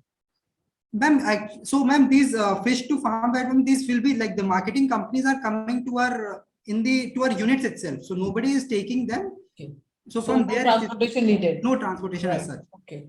And the mortality rate is still 10%, or it is more or less or whatever? Ma'am, because that is why we have engaged an entity which is having expertise in this. Ma'am, they have RAS units, so they have expertise in that. So how many farmers have actually been benefited by this, earning about 6 lakhs a year? Ma'am, ma'am, we have said like 47 units have been installed and 658 SHG members have been trained. So those members are yet to install, but ma'am, total units as of now which have been installed is 47. No, have they started yield? Like one season gone, like you are saying that in 1 year there can be 3 seasons, right? Yes, ma'am. So how many seasons have actually gone? Ma'am, for 7 farmers, ma'am, for 7 farmers, this month is the last month. So they have been. Yield has not happened for anybody so far. No, ma'am. So this is the final 7 farmers, ma'am. This month is the last month. So maybe we should wait for some time to get actually what has happened, because right now we know what is happening is on theory and prediction, right? But actual hasn't happened so far. So should we not wait for a bit for getting the results, like a concrete outcome? It's a very good initiative because the farmer is having a double income, or the SHG members are having double income. I mean, this is an additional income. There is absolutely no doubt about it. And with better technology, better fish seeds, things will improve, definitely. But we still haven't had any results so far, right? Agree, ma'am. Okay. Thank you. Thank you. I feel there is too short a time to evaluate and too small a sample where it has been implemented. It's more of a pilot project there right now. If you say 7 farmers have been going through the first cycle, the first season right now, I think it is too early to really evaluate such a project and comment on that. Yeah, that's my feeling. If I've understood it correctly. If I'm making a mistake, please correct me. Sir, I agree, sir. It's a first cycle that is going on. I would like to say that Kamareddy district is a landlocked district. The state itself is landlocked. We do not have the traditional aquaculture which we see in Andhra Pradesh. We are able to replicate them, and we have taken it as an extra initiative to add an income to the farmers. So what we're talking is that for a farmer, it is per annum, they would be earning roughly around 40,000 rupees. And we are trying to add 6 lakh rupees per annum to a farmer's income. So that is the extra initiative we are doing. As I said, sir, 47 units have been installed and 600 farmers have been trained. So in future, sir, though, we are expecting them to also install the units. So that's exactly the point which I'm making. See, for a project of this nature, yes, it sir, has to cover a certain area, geographical area, certain number of people to be involved in it, which is substantial to an extent that, yes, it can become a case study for others to follow and for it to be replicated. So right now, even the success rate within your area is a bit too low for other farmers to immediately replicate it. They're still trained, they're still to try it out, and then they will get convinced to really do it in a commercial way. And the other commercial organizations are also, it appears they're waiting for results to happen. So I'll ask a very simple question. What are the outcomes in the last 6 months or 8 months or ever since you have started this project? Are they measurable? So like I said, sir, this is the final month where 7 farmers will be able to sell the fishes. The point is, as of today, are they measurable? Can you present it today? Sir, as in the income? See, you started a project with a certain outcomes, with a certain goals. How far those goals have been achieved? That's all I want to know. Sir, the final outcome when we say the income of a farmer, sir, the paddy field the fertility has increased. So we have also taken in the month of January, we had taken soil samples as well. Just to show that there has been an increase in the fertility, those parameters have already been taken. See, the farmer will not be convinced with a fertility sample of the soil. Yes, he sir. would like to measure his actual output at the end of the season. That is what will convince him. Sir, in the ground, sir, there is a strong buzz around this, sir. There are a lot of, because we have been promoting this through SHGs. I think I appreciate each and every point you're saying. Yes, sir. The only thing is, can we objectively say that this is what has been achieved? When you say there's a buzz, can we define that buzz in an objective manner? That's all. Sir, the final income is yet to be objective. It has to be quantitative, not qualitative. I agree, sir. So the income in terms of the benefit is yet to be derived. In this month, we could have done it, but since the presentation was today, so we have done it. Like that's fine enough. That's fine enough. That's the only point which I'm saying. Yes, sir. Probably next month or the month after that would be much better to evaluate such a project. Yes, sir. Sir, just one more point I want to highlight is like we have HDFC. So if we have to talk about the viability of the project, then banks such as HDFC wouldn't have agreed to provide credit. So they are the ones. We are not talking about like the other banks. It's a private bank which is also offering a moratorium of 1 year. So that's okay. That's perfectly okay. I appreciate. I appreciate those things. See, when I want to evaluate a project, my evaluation criteria is slightly different from a bank's evaluation criteria. Bank will evaluate vis-a-vis, it's an idea, it's a process which will result in this. Okay, they lay their bets on that. When I'm evaluating a project, this project has been implemented at such and such place. It has gone through a life cycle, and these are the physical outcomes which the citizens have observed. So I'm looking from the citizens' point of view as to what is the benefit that they have. the stakeholders which are there, what they have benefited out of this. That's okay. That's perfectly okay. That's perfectly Thank you, okay. sir.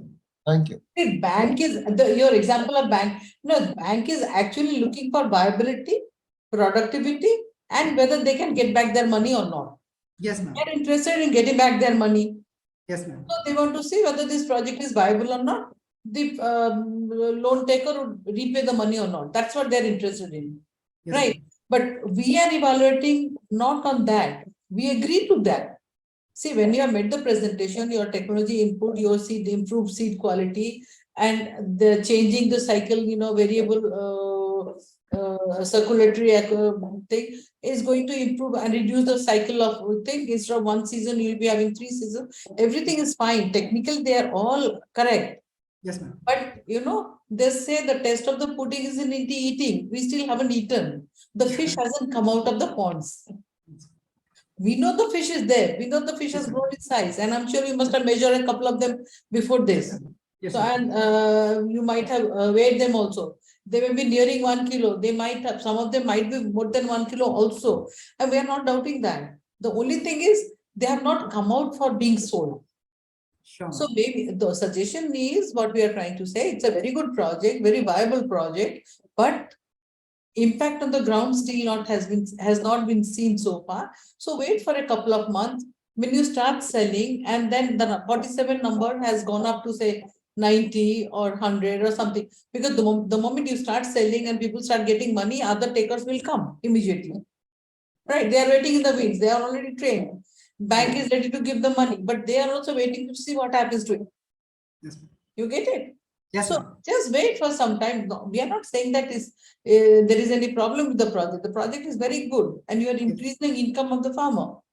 Yes, ma'am. In addition to increasing its fertility rate of the soil. Yes.